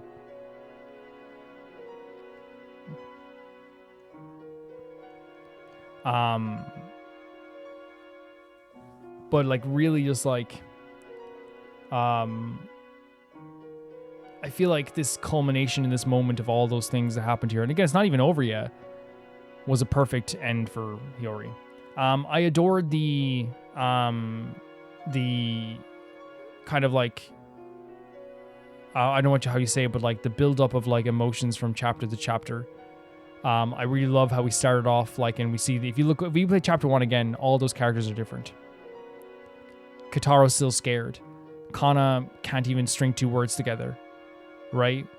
Reiko is still estranged from her brother and still is so confused about that aspect of her life. There's so many different things about these characters. Shin is so afraid to die that he hates Sarah because he's worried that she's going to do something bad to him. All these different stories strung throughout the entire game. It genuinely feels almost like the first chapter is another world now, when you think about it. Even chapter 2 feels like another world now, you know what I mean? I think about the mini games played in chapter 2, that feels like a distant, like, existence. That feels like it didn't even happen. It feels like it happened, but it feels like it was like from a different universe, is what I'm saying. It was so long ago at this stage. But yeah, I think that if you want my opinion on the game thus far, I think that this is a really well-built game with some of the best characters I've ever played, some of the most devastating twists and turns, an absolutely brutal story that never feels like it's cruel for cruelty's sake. Great artwork, great animations. Well, when I say animations, I mean cut-ins and stuff like this as well. Great locations. The art style is incredible. The music is incredible. The emotional moments hit so heavily, and the darker moments hit just as hard. It is a unbelievably powerful story when you see the main character like Sarah, who had the world on her shoulders and the pressure so weighing down deep on her, but she was never perfect. She's never a character that was like, because again, it's like one of those things where like, you can have a game where like there's a guy called like, Jackson Booty Man, right? And he's so strong, and they think adding a weakness is just like halfway through the game, he goes, I've lost my will to, fight the monsters. And it's like, why? It's like, oh, because I lost the fight. And it's like, okay, that is a good story, but also at the same time too, it's like, that still makes you kind of cool. It's like, I lost the will to fight because I lost the boxing match. And it's like, it still kind of makes you kind of cool and punished and kind of like, oh, he's kind of sick. In this case, Sarah's not perfect. She's a character who like is a lovely person, an amazing person, but she gets things wrong. She misjudges people.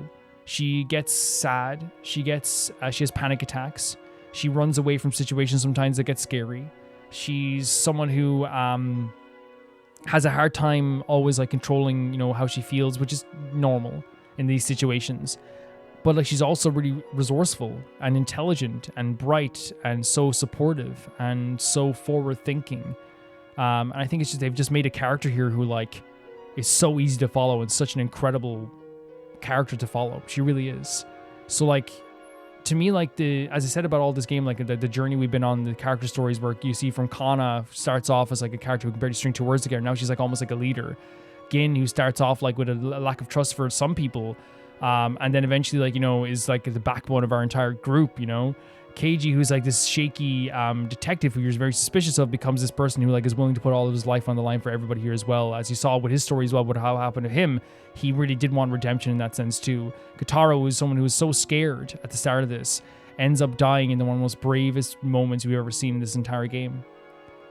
Of course, we can go through everyone's story. Like, you can go through, as we said, with Shin. Not everyone got to have a fully realized story, but that's just what happens in games as well, of course. Now didn't get the full chance to really step up to the plate because she died, of course, but she still was changing as well. We saw the change in her also. Alice can apparently survive, so we can see where Alice went also. But we got to see Reiko's change, where after Alice died, she really did want to put her best foot forward and honor his existence too, while also still being one of the most supportive members of the entire group, also too.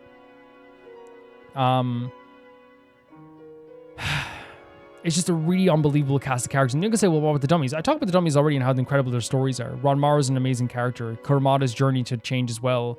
Hinako, now her distance makes so much sense now as well. Anzu is such a sweet character that she is like almost like, you can say like, oh, she's like a token sweet character. No, she is a character that is meant to be sweet because it's like, okay, this is like an absolute angel who wants to be happy, and she's a mood maker. Mai, who feels so guilty about what happened in her life too, and then works so hard to like save Kotaro in the end. Hayasaka, who like did something so wrong but saw his redemption in protecting Gin. Like, there's so many stories here from these characters. Maple, man. Maple became one of the most interesting characters too. Someone who was programmed to love Hiyori in the most invasive and horrible way possible that prevented her from actually carrying out her mission of killing Hiyori. It's really incredible. And then on top of everything else, guys, the gameplay is fantastic. The exploration is amazing. The mini games are so good, especially in this chapter. The mini games have been fantastic. The actual choose a path to do a different thing and all that stuff too. It's really, really great. Really fantastic stuff. So that's kind of pretty much my review so far of this stuff here, is how I feel about so far with this. It's an incredible game with so many amazing experiences that I got to experience here as well. If you want a timeline on what we're doing next, we were going to be doing Last Defense Academy. The issue is Deltarune Chapter 5 is coming out, which again, as I said long ago, whatever game we were playing, I was going to play Deltarune Chapter 5. Not because I was like, oh, this game isn't important, because it's like a situation where like that game is like a real central pillar of the channel. and it always has been. So it's like one of those things where I was going to play it. But what was going to happen was I was going to drop Inscription. That's what was going to happen. Inscription was going to be dropped for a bit, and we're going to go back to it. That's what was going to happen. I was going to stop playing Inscription and go back to, stop playing Inscription, play through Chapter 5 of Deltarune, and then go back to Inscription. But since we're technically finished this game, it makes sense to just put it in this time slot until we play Deltarune. Then we'll be playing a one run of Last Ninjas Academy, and then that's if people want it. We're going to see how it goes as well. And then we're going to be playing Expedition 33 in that slot. And then after that, I guarantee you, here's the thing, what's going to happen. We will probably get... I'm going to give you this promise. First of all, I do want to do another run of this, but again, I'm not going to say, promise definitely, because you never know what will happen. But one thing I do promise, because I do know what's going to happen with this. If the last chapter releases, right, we have another time slot. It will just change around the time slot to being a Tuesday,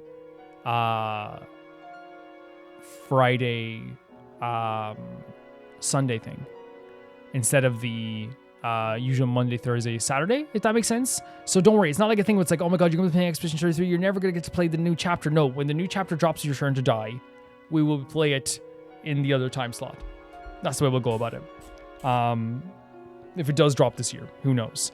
Also, I want to say something as well, and that is the Your Turn to Die audience. You guys, all of you, are beautiful, and I adore you. And I want to make it clear here. One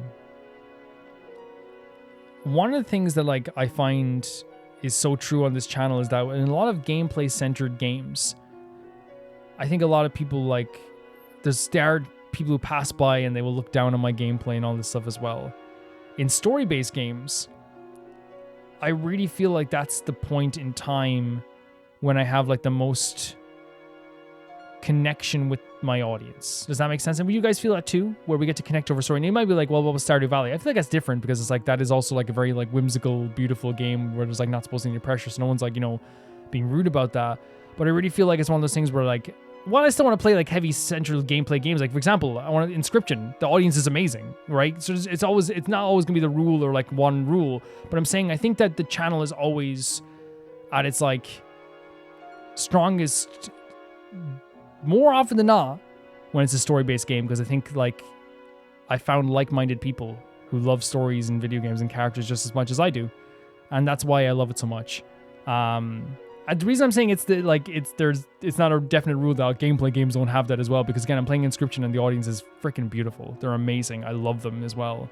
And some of them might be you as well, It's the same thing with Stardew Valley. The audience is amazing. Some horror games that are just gameplay centric, of course. So it's not always going to be the rule, but I'm just saying that I think that story-based games, which Inscription is a story-based game, have always been the backbone of the channel. I'm glad you found the channel, guys. Whether you've been here for a while or just a bit, it's amazing to have you guys. It really is. Thank you so much for being such a big part of my life and part of the channel. Guys, if you want to see these videos aired, you can do so on YouTube members or on Patreon for €1 or whatever is in your currency. That is the lowest tier possible on YouTube members and Patreon.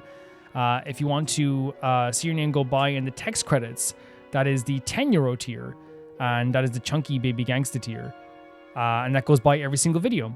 And if you want to hear your name be read out at the end of every single video, that is the Never Gonna Pay Baby Gangsta tier, and that's on YouTube members and Patreon as well, for the €15 tier, the highest tier on both YouTube members and Patreon. And I want to say thank you to the patrons first at the highest tier, that being Typharo2, Jamie Bull, Jana the Banana, The Ghost of Inazuma, Delicious Felix, Yuld, Anusta, Yassassin, True Peanut Butter, Peter Shelson, Leon, High Kasperian, Neo Showerite, Leo200, Malcolm Kunde, Axler21, and the highest tier of my YouTube members, Blasco and Lusanagi. See you guys soon. Bye-bye.